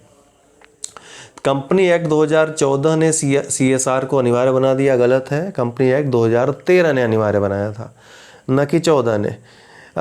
इसके अंतर्गत आने वाली कंपनियों को अपने वार्षिक शुद्ध लाभ का 1%, गलत है। 2% CSR गतिविधियों में व्यय करना होगा, तो दोनों ही गलत हैं। यहाँ 2% होगा, यहाँ 2013 होगा, तो दोनों ही गलत। डी वाला राइट आंसर होगा। ठीक है, जीवन की भौतिक गुणवत्ता सूचकांक किसके द्वारा विकसित किया गया है? तो ये मॉरिस के द्वारा विकसित किया गया है। ठीक है, इसमें जीवन प्रत्याशा, शिशु मृत्यु दर तथा साक्षरता तीनों को सम्मिलित किया जाता है। नीचे दिए 2 कथन दिए गए हैं, इनमें से कथन एक कारणआर है। मानव विकास सूचकांक एवं सतत विकास लक्ष्यों पर आधारित भारतीय राज्यों की वरीयता में धनात्मक संबंध है, अर्थात इसका मतलब है मानव विकास और सतत विकास लक्ष्य ये दोनों एक दूसरे से जुड़े हुए हैं। ठीक है, तो अगर अर्थात ये दोनों अनुक्रमानुपाती प्रकार से सतत विकास लक्ष्य में वृद्धि इस बात का द्योतक होगी कि मानव विकास भी हो रहा है। ठीक है, अच्छे से। तो पहला वाला सही है। दूसरा, SDG लक्ष्यों के आधारभूत आयाम शिक्षा एवं स्वास्थ्य से घनिष्ठता के साथ अंतर संबंधित हैं, ये भी बिल्कुल सही है। इनके प्रमुख लक्ष्यों में शिक्षा और स्वास्थ्य भी शामिल हैं। तो ए और आर और शिक्षा और स्वास्थ्य जो हैं ये SDG लक्ष्य में भी हैं और ये सतत विकास लक्ष्य ये मानव विकास सूचकांक के भी 3 आयामों में से 2 प्रमुख आयाम हैं। तो इन दो प्रमुख आयामों में जब वृद्धि होगी तो सतत विकास लक्ष्य की तरफ हम आगे बढ़ेंगे अच्छे से। तो कथन भी सही है, कारण भी सही है और व्याख्या भी कर रहा है, ए वाला राइट आंसर हो जाएगा। बहुआयामी निर्भरता सूचकांक में निम्नलिखित सम्मिलित होता है। तो स्वास्थ्य, शिक्षा, जीवन स्तर तीनों ही सम्मिलित होते हैं। इनके अंतर्गत कुल 10 आयाम आते हैं जिनमें हम जो बहुआयामी निर्भरता सूचकांक निकालते हैं। तो 1, 2, 3 ये प्रमुख होते हैं, ये स्तर होते हैं, इनके 10 उप स्तर होते हैं जिनमें हम बहुआयामी निर्भरता सूचकांक ज्ञात करते हैं। दोनों ही सही है, सी वाला राइट आंसर होगा, सॉरी डी वाला राइट आंसर होगा, तीनों ही सही हैं। नागरिक पंजीकरण प्रणाली के अंतर्गत कितने दिनों के भीतर जन्म तथा मृत्यु की घटना को भारत में रजिस्ट्रेशन कराना कानूनी रूप से अनिवार्य होता है? तो ये 21 दिन के अंदर। अच्छा प्रश्न है। नागरिक पंजीकरण प्रणाली सिविल रजिस्ट्रेशन सिस्टम के अंतर्गत 21 दिनों के अंदर जन्म तथा मृत्यु की घटना को भारत में रजिस्ट्रेशन कराना कानूनी रूप से अनिवार्य होता है। राष्ट्रीय परिवार स्वास्थ्य सर्वेक्षण के जो 5वीं रिपोर्ट आई सम्मिलित नहीं करता है किसको? तो HIV परीक्षण को सम्मिलित नहीं करता है। तो राष्ट्रीय परिवार स्वास्थ्य सर्वेक्षण 5 उच्च रक्तचाप, मधुमेह, जन्म मृत्यु पंजीकरण को सम्मिलित करता है परंतु HIV परीक्षण को सम्मिलित नहीं करता है। ये चारों आप रट लीजिएगा चीज़, ठीक है, किसको इसको सम्मिलित करता है किसको नहीं करता है। पर्यावरणीय कुजनेट्स वर्ग पर्यावरणीय क्षति एवं प्रति व्यक्ति GDP के मध्य संबंध दर्शाता है। इस पर्यावरणीय कुजनेट्स वर्ग का आकार किस प्रकार का होता है? तो उल्टा U आकार का होता है, ठीक है, उल्टा U आकार का होता है। इस तरह का वक्र बनता है, ठीक है, इस तरह का वक्र बनता है पर्यावरणीय कुजनेट्स वर्ग। सतत विकास मानव समाज के कल्याण के लिए महत्वपूर्ण है, बिल्कुल महत्वपूर्ण है, ये तो गलत हो ही नहीं सकता। सतत विकास से अभिप्राय ऐसे विकास से जो भावी पीढ़ियों की ज़रूरतें पूरी करने की योग्यता को प्रभावित किए बिना वर्तमान समय की आवश्यकता को पूरी करे, ये भी बिल्कुल सही है। कथन भी सही है, कारण भी सही है। और मानव समाज का कल्याण तभी होगा जब वर्तमान का ही नहीं बल्कि भविष्य के भी कल्याण को हम सुनिश्चित करें। तो दोनों ही व्याख्या भी कर रहे हैं, तो ए वाला इसका राइट आंसर होना चाहिए, सही है। निम्नलिखित में से किस प्रत्यक्ष लाभ योजना को Guinness book of world record द्वारा विश्व की सबसे बड़ी प्रत्यक्ष लाभ योजना माना गया था? तो बी को, पहल योजना को, ध्यान रखिएगा। पहल प्रत्यक्ष योजना को Guinness book of world record द्वारा विश्व की सबसे बड़ी प्रत्यक्ष हस्तांतरण लाभ योजना माना गया है। वर्ष 2015 में केंद्रीय पेट्रोलियम और प्राकृतिक गैस मंत्रालय द्वारा LPG गैस सब्सिडी योजना प्रत्यक्ष हस्तांतरित लाभ की शुरुआत की गई। इसके लिए इस योजना को मोबाइल आधार संख्या और बैंक खाते से जोड़ा गया है। राष्ट्रीय खाद्य सुरक्षा अधिनियम के संबंध में कौन से सही हैं? 75% ग्रामीण और 50% शहरी जनसंख्या को आच्छादित करेगी, बिल्कुल सही है। कुल 67% आबादी इससे आच्छादित होगी। महिलाओं और बच्चों को पोषण संबंधी सहायता पर विशेष ध्यान होगा, बिल्कुल सही है। 18 वर्ष की आयु से अधिक की सबसे बड़ी महिला परिवार की मुखिया होगी, ठीक है। तो ये तीनों ही सही है, राइट आंसर सी होगा।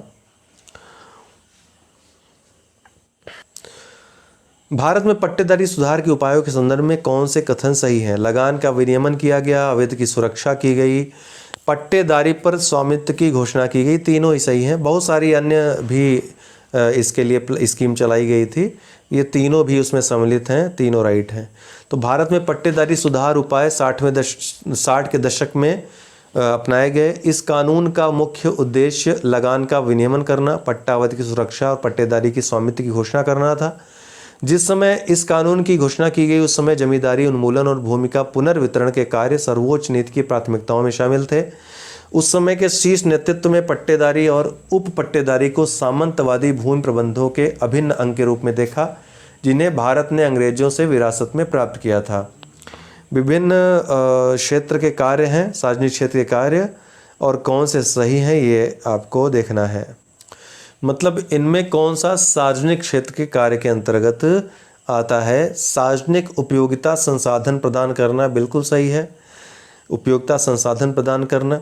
सामाजिक और आर्थिक ऊपरी पूंजी का निर्माण, बिल्कुल ये भी सही है, तभी तो लोगों को रोजगार मिलेगा, तभी तो आधारभूत ढांचा निर्माण होगा।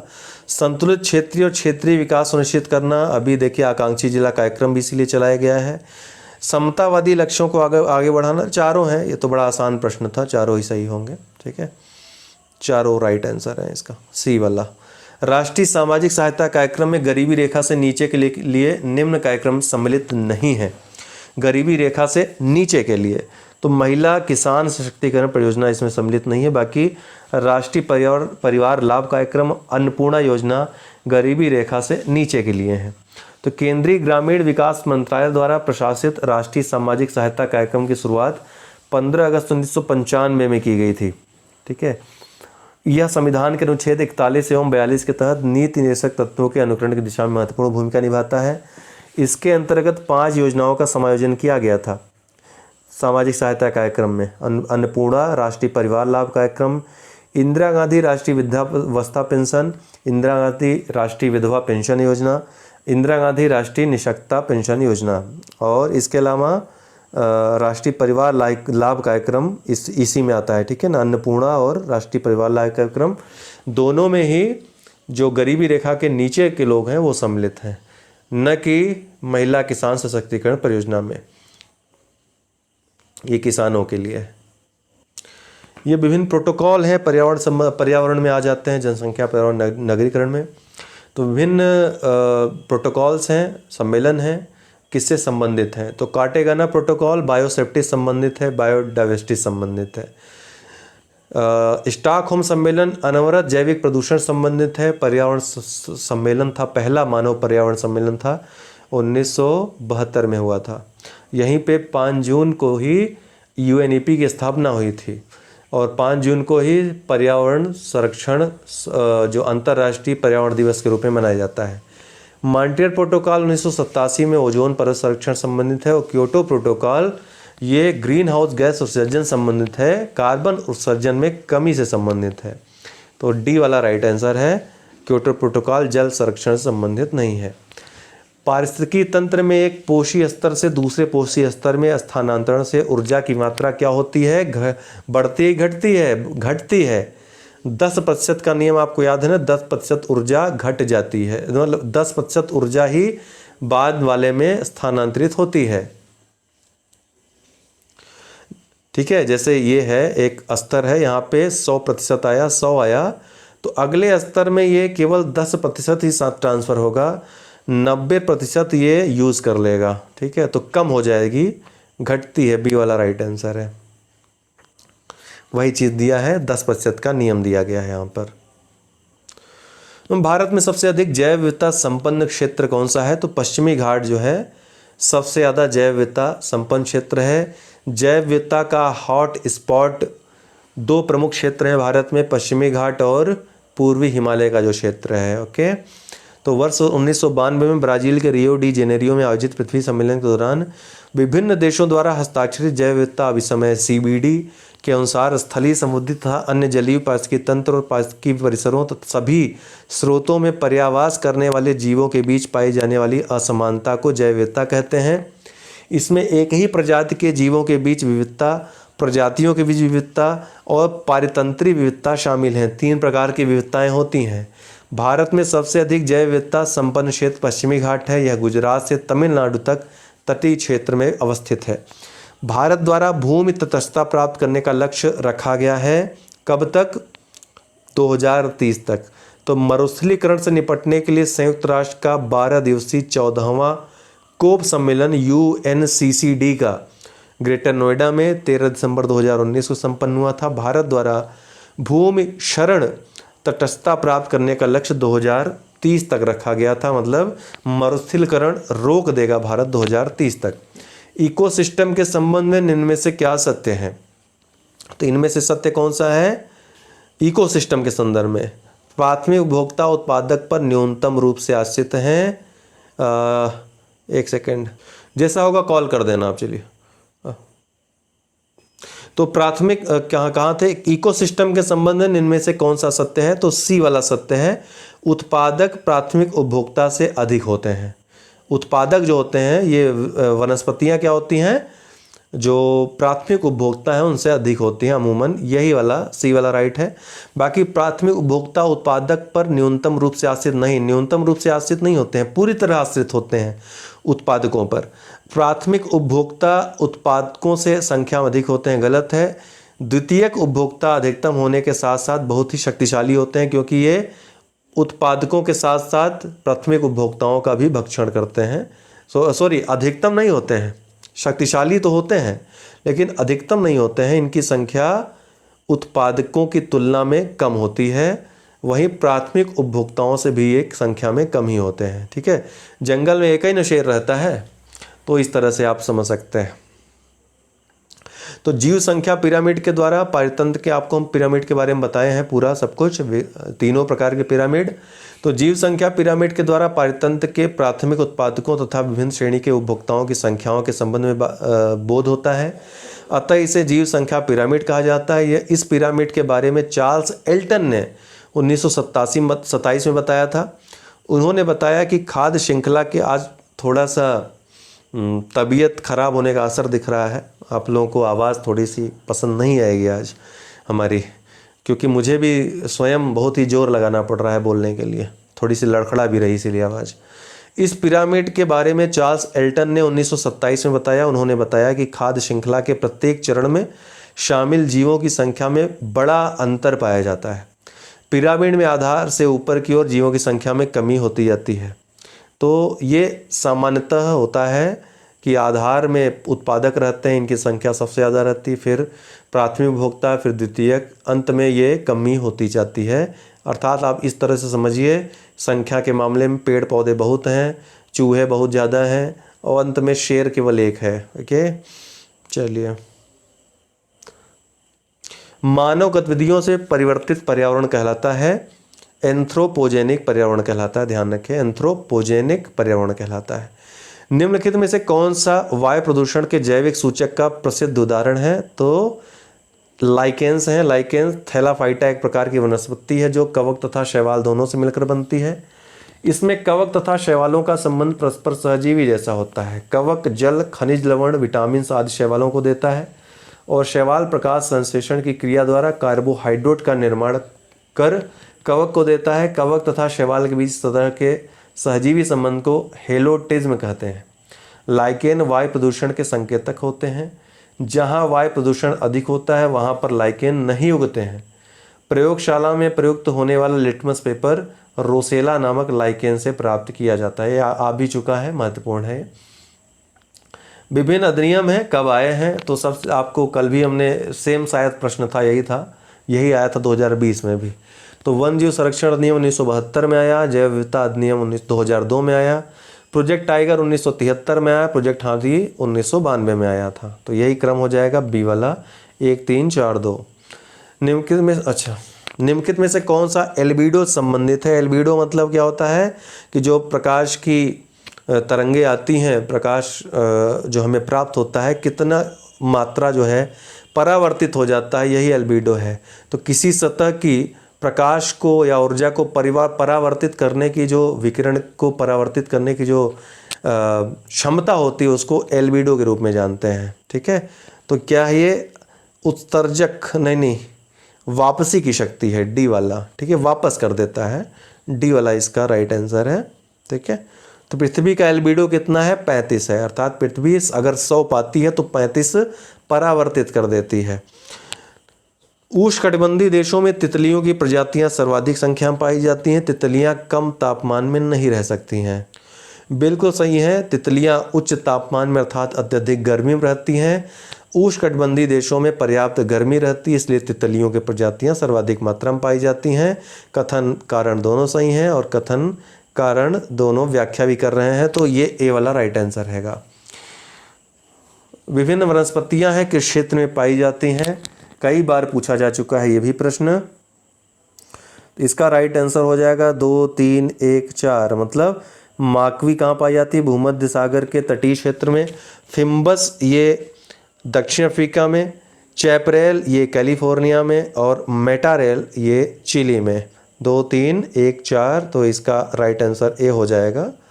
ठीक है, इसको आप चाहें तो स्क्रीनशॉट लेकर रख सकते हैं जल्दी से देखने के लिए डेली। विभिन्न देश हैं, उनकी राजधानी है। अब ये प्रश्न हर बार पूछा जा रहा है, तो सभी देश महत्वपूर्ण, उनकी राजधानी आप रट लीजिए।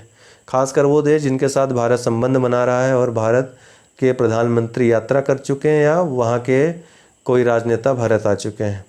तो उज्बेकिस्तान की राजधानी क्या है? ताशकंद है। तजाकिस्तान की दुशांबे है। किर्गिस्तान की बिश्केक है।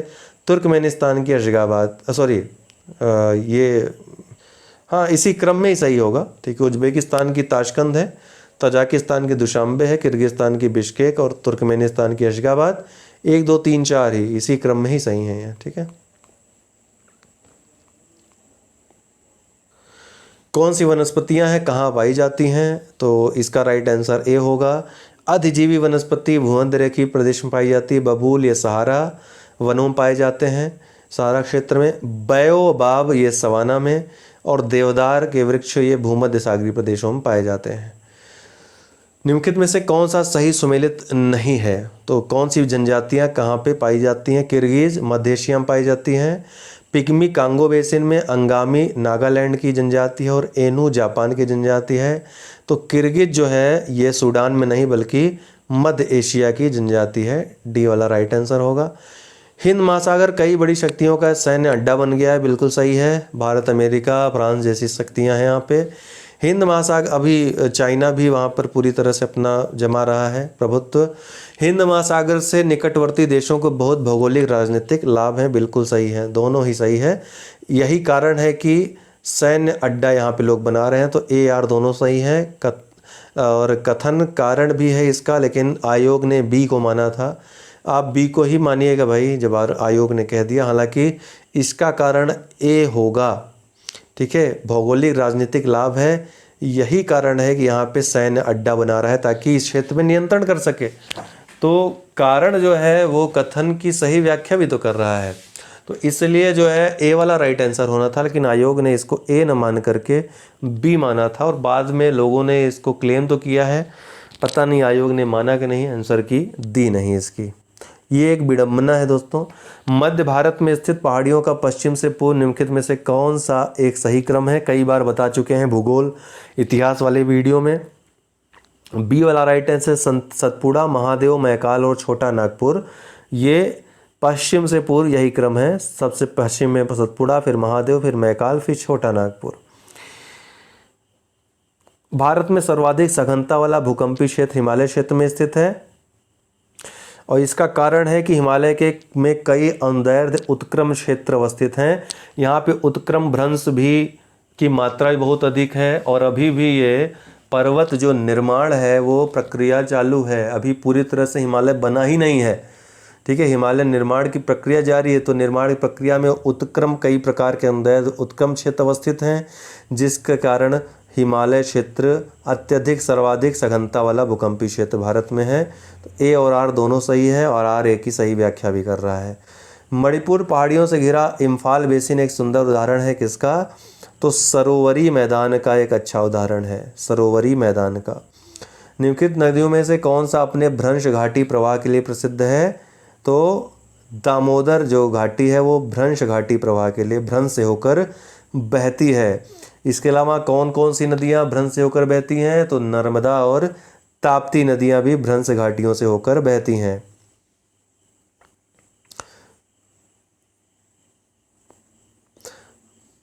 निम्नलिखित प्राकृतिक प्रदेशों में से किसे बड़े शिकारों की भूमि के नाम से जाना जाता है? तो ये उष्णकटिबंधीय सवाना प्रदेश जो होते हैं वो बड़े बड़े क्षेत्र होते हैं, फील्ड होते हैं, ये बड़े शिकारों की भूमि के नाम से जाने जाते हैं।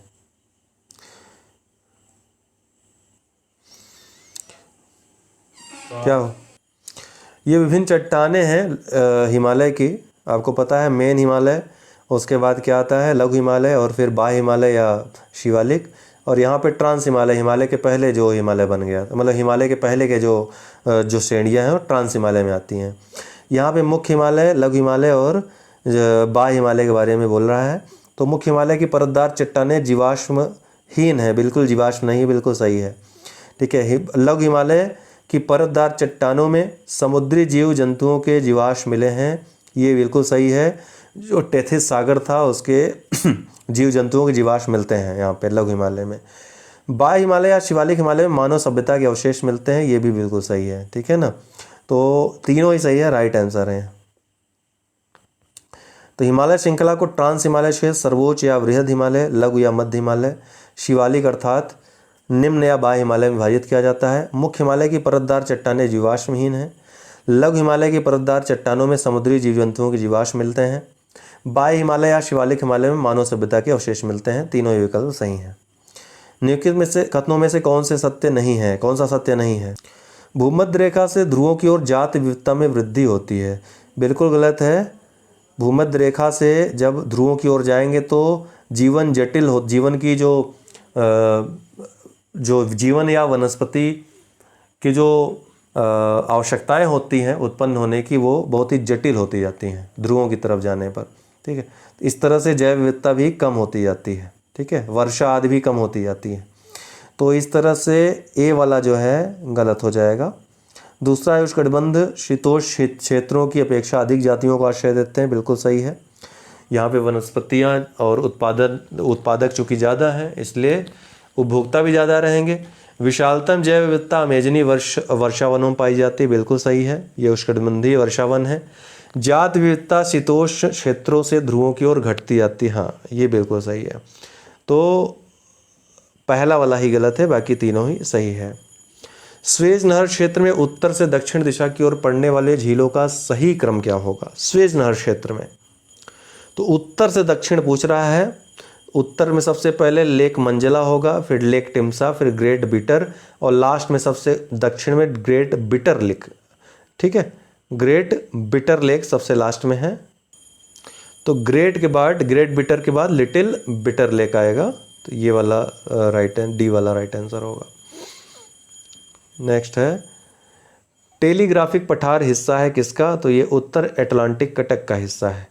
एक अमेरिकी समुद्र वैज्ञानिक मैथ्यू फॉन्टेन मोरी ने समुद्री गहराइयों का चार्ट तैयार करते समय यह नोट किया कि उत्तरी अटलांटिक महासागर में मध्य का भाग उथला है, जिसे उन्होंने समुद्री टेलीग्राफ केबल बिछाने के लिए उपयुक्त मानते हुए टेलीग्राफिक पठार का नाम दिया। तो ये किसका हिस्सा है? उत्तर अटलांटिक कटक का। विभिन्न देखिए कल भी सेम प्रश्न ये भी आ गया फिर से। तो विली विली ऑस्ट्रेलिया, टैफू या टाइफून जापान, ठीक है, बैगोई फिलीपींस और हरिकेन्स अमेरिका। निम्नलिखित में से कौन सा एक नगर साइबेरिया पारी रेल मार्ग पर अवस्थित नहीं है? तो इसमें जो है सोची अवस्थित नहीं है। सोची काकेशस वाले मार्ग में अवस्थित है, काला सागर के पास है इस तरफ। ठीक है, बाकी तीनों ही अवस्थित हैं इसमें।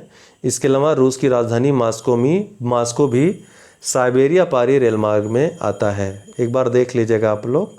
ठीक है, निम्नलिखित में से कौन सा सही सुमेलित नहीं है? विभिन्न पवने हैं और देश दिए गए हैं। तो मिस्ट्रल ये ठंडी वायु है जो स्पेन और फ्रांस में बहती है। सांता आना गर्म वायु है जो कैलिफोर्निया में बहती है। हबूब गर्म वायु है जो सूडान में बहती है। और यामो गर्म वायु है जो जापान में बहती है। ठीक है, तो कौन सुमेलित नहीं है इनमें से? डी वाला मिस्ट्रल। या ऑस्ट्रेलिया में नहीं बल्कि स्पेन और फ्रांस में, या यूरोप भी आ जाए तो भी चलेगा। ये विभिन्न कोयला क्षेत्र हैं, कहाँ अवस्थिति है इनकी ये पूछ रहा है। तो तालचेर या तालचिर ये उड़ीसा में महानदी घाटी में अवस्थित है। कर्णपुरा ये दामोदर घाटी में अवस्थित है, बंगाल के पास, झारखंड बंगाल के पास। सिंगरौली सोन नदी घाटी में अवस्थित है, मध्य प्रदेश उत्तर प्रदेश। और सिंगरेनी ये कहाँ अवस्थित है? गोदावरी घाटी में। ठीक है, तो राइट आंसर कौन सा हो जाएगा इसका? ए वाला 4 1 2 3। तो तालचेर महानदी, कर्णपुरा दामोदर घाटी, सिंगरौली सोन घाटी और सिंगरेनी गोदावरी घाटी। निम्नलिखित में से कौन सी एक चोटी भारत में अवस्थित नहीं है? इनमें से कौन सी चोटी भारत में अवस्थित नहीं है? एक बात याद रखिएगा, इसका जो है उत्तर आयोग ने दिया था गुरला मांधाता, ए वाला। लेकिन अगर मानचित्र आप देखेंगे तो तिब्बत में ही दोनों स्थित हैं, गुरला मांधाता और नामचा बरवा दोनों ही। तो इसका राइट आंसर ए और बी दोनों होना चाहिए था। फिलहाल आयोग ने गुरला मांधाता माना है। अब यहाँ पे दिया भारत के उत्तर पश्चिमी मैदान में पश्चिमी विक्षोभ से, उत्तरी पश्चिम मैदान। अब ये भारत का मानचित्र मान लीजिए, तो उत्तरी पश्चिम मैदान में पश्चिमी विक्षोभ से जो वर्षा होती है तो इधर ज़्यादा हो रही है, पूर्व की ओर घटती चली जाती है। ठीक है, पश्चिम से पूर्व की ओर ये कम होती जाती, बी वाला राइट आंसर होगा। निम्नलिखित में से किस नदी के ऊपरी मार्ग में मीठा जल का परंतु निचले भाग में खारे जल का प्रवाह मिलता है? तो ये नदी कौन सी है? लूनी नदी है। ठीक, बहुत महत्वपूर्ण प्रश्न है। लूनी नदी के ऊपरी मार्ग में मीठा जल का परंतु निचले भाग में खारे जल का प्रवाह मिलता है। इसका उद्गम राजस्थान अजमेर के निकट अरावली श्रृंखला में स्थित नागा पहाड़ी से होता है। प्रारंभ में इसे सागरमती के नाम से जाना जाता है तथा पुष्कर झील से निकलने वाली इसकी सहायक नदी सरस्वती के इसमें मिलने के बाद यह लूनी नदी कहलाती है। और ये जो रेगिस्तान है, थार का मरुस्थल है, वहीं पर विलुप्त हो जाती है। मोरीबंद डेल्टा निम्नलिखित में से किस डेल्टा का एक उप विभाग है? तो ये बंगाल डेल्टा का उपविभाग है, मोरीबंद डेल्टा। ठीक है, बंगाल डेल्टा का निर्माण ब्रह्मपुत्र एवं गंगा नदी द्वारा किया गया है। यह एक बृहद डेल्टा क्षेत्र, इसे गंगा डेल्टा, सुंदरवन डेल्टा या बंगाल डेल्टा के नाम से भी जाना जाता है। उत्तर प्रदेश में गन्ना तथा चीनी का उत्पादन महाराष्ट्र से अधिक है परंतु उत्पादकता कम है। तो बिल्कुल सही है, उत्तर प्रदेश में ज़्यादा क्षेत्र में उत्पादन होता है। ठीक है, उत्पादकता महाराष्ट्र में है ज़्यादा। ठीक है, तो ये वाला सही है। महाराष्ट्र में अधिकांश चीनी मिलें सहकारी क्षेत्र में के तहत स्थापित हैं, बिल्कुल सही है। तो ए आर दोनों ही सही हैं, लेकिन आर जो है व्याख्या नहीं कर रहा है ए की। ठीक है, तो ए का बी इसका राइट आंसर हो जाएगा। निम्नलिखित में से कौन सा एक दुनिया का, अब अंतिम पड़ाव पे है, दुनिया का पहला 100% जैविक राज्य है?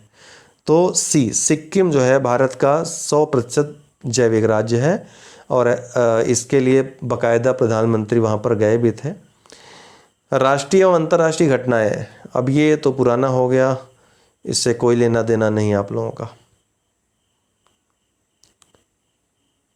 अब ये देखिए, आपको एक चीज़ दिखा रहा हूँ, ये 2017 वाला पूछ लिया था, वैश्विक भूख सूचकांक। तो कभी कभी ऐसा भी कर देता है, पुराना वाला ही पूछ लेता है। तो आप 2018-19 का याद रखिएगा। ठीक है, 18 में 102 था, 19 में 18 में 103 था, 19 में 102वां स्थान हो गया था। सितंबर 2019 में प्रधानमंत्री मोदी द्वारा उद्घाटित सीमा पार तेल पाइपलाइन निम्नलिखित में से किन दो शहरों को जोड़ती है? खैर इसको छोड़िए, ये करंट अफेयर्स के प्रश्न हैं, पुराने हो चुके हैं। ये पूछा जा सकता है, बढ़िया है कि जल शक्ति मंत्रालय द्वारा प्रारंभ की गई ग्रामीण स्वच्छता रणनीति निम्न में से किस अवधि से संबंधित है? सितंबर 2019 में जो घोषित की गई, तो ये रणनीति 2019 से 2029 की अवधि से संबंधित है। बी वाला राइट आंसर होगा।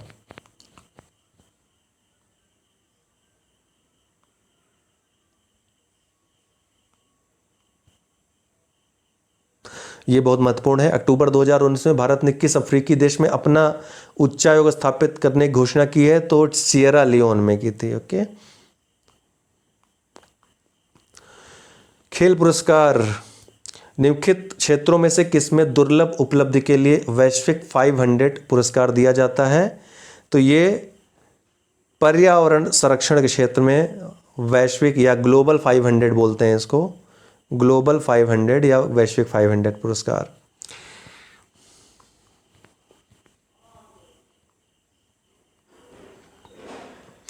भारतीय भाषाओं का केंद्रीय संस्थान निम्नलिखित में से किस स्थान पर अवस्थित है? भारतीय भाषाओं का केंद्रीय संस्थान ये मैसूर में स्थित है, ध्यान रखिएगा। ठीक है, भारत के सबसे बड़े चरखे के संदर्भ में निम्नलिखित में से कौन सा कथन सही है? ये इसलिए प्रासंगिक है, पुराना तो है लेकिन प्रासंगिक इसलिए क्योंकि ये उत्तर प्रदेश में है, नोएडा में, और यह इसका उपयोग किए हुए प्लास्टिक कचरे से बना है। तो ये बिल्कुल सही है, दोनों ही राइट आंसर है इसका। ठीक है, तो ए और बी दोनों ही। अंतर्राष्ट्रीय सौर संगठन का सचिवालय किस स्थान पर अवस्थित है? तो गुरुग्राम में अवस्थित है। ठीक है, 100% सौर ऊर्जा पर चलने वाला भारतवर्ष का पहला केंद्र शासित प्रदेश कौन सा है? तो दीव है। ठीक है, भारतीय प्रधानमंत्री नरेंद्र मोदी द्वारा हाल ही में भूटान में किस जल विद्युत परियोजना का उद्घाटन किया गया था? तो ये बहुत महत्वपूर्ण है, दगाछू विद्युत परियोजना, मागादेछू विद्युत परियोजना है, डी वाला राइट आंसर है। और ये मिनान करने के लिए आ सकता है कभी भी। चित्राचार्य उपेंद्र महारथी की पुस्तक वेणु शिल्प का संबंध निम्नलिखित में से किस कला से है? तो इनका संबंध बांस कला से है। चित्राचार्य उपेंद्र महारथी की पुस्तक वेणु शिल्प का संबंध बांस कला से है। तो आज के लिए इतना ही। चलिए नेक्स्ट में हम फिर से 2018 वाला कल देखेंगे, ठीक है।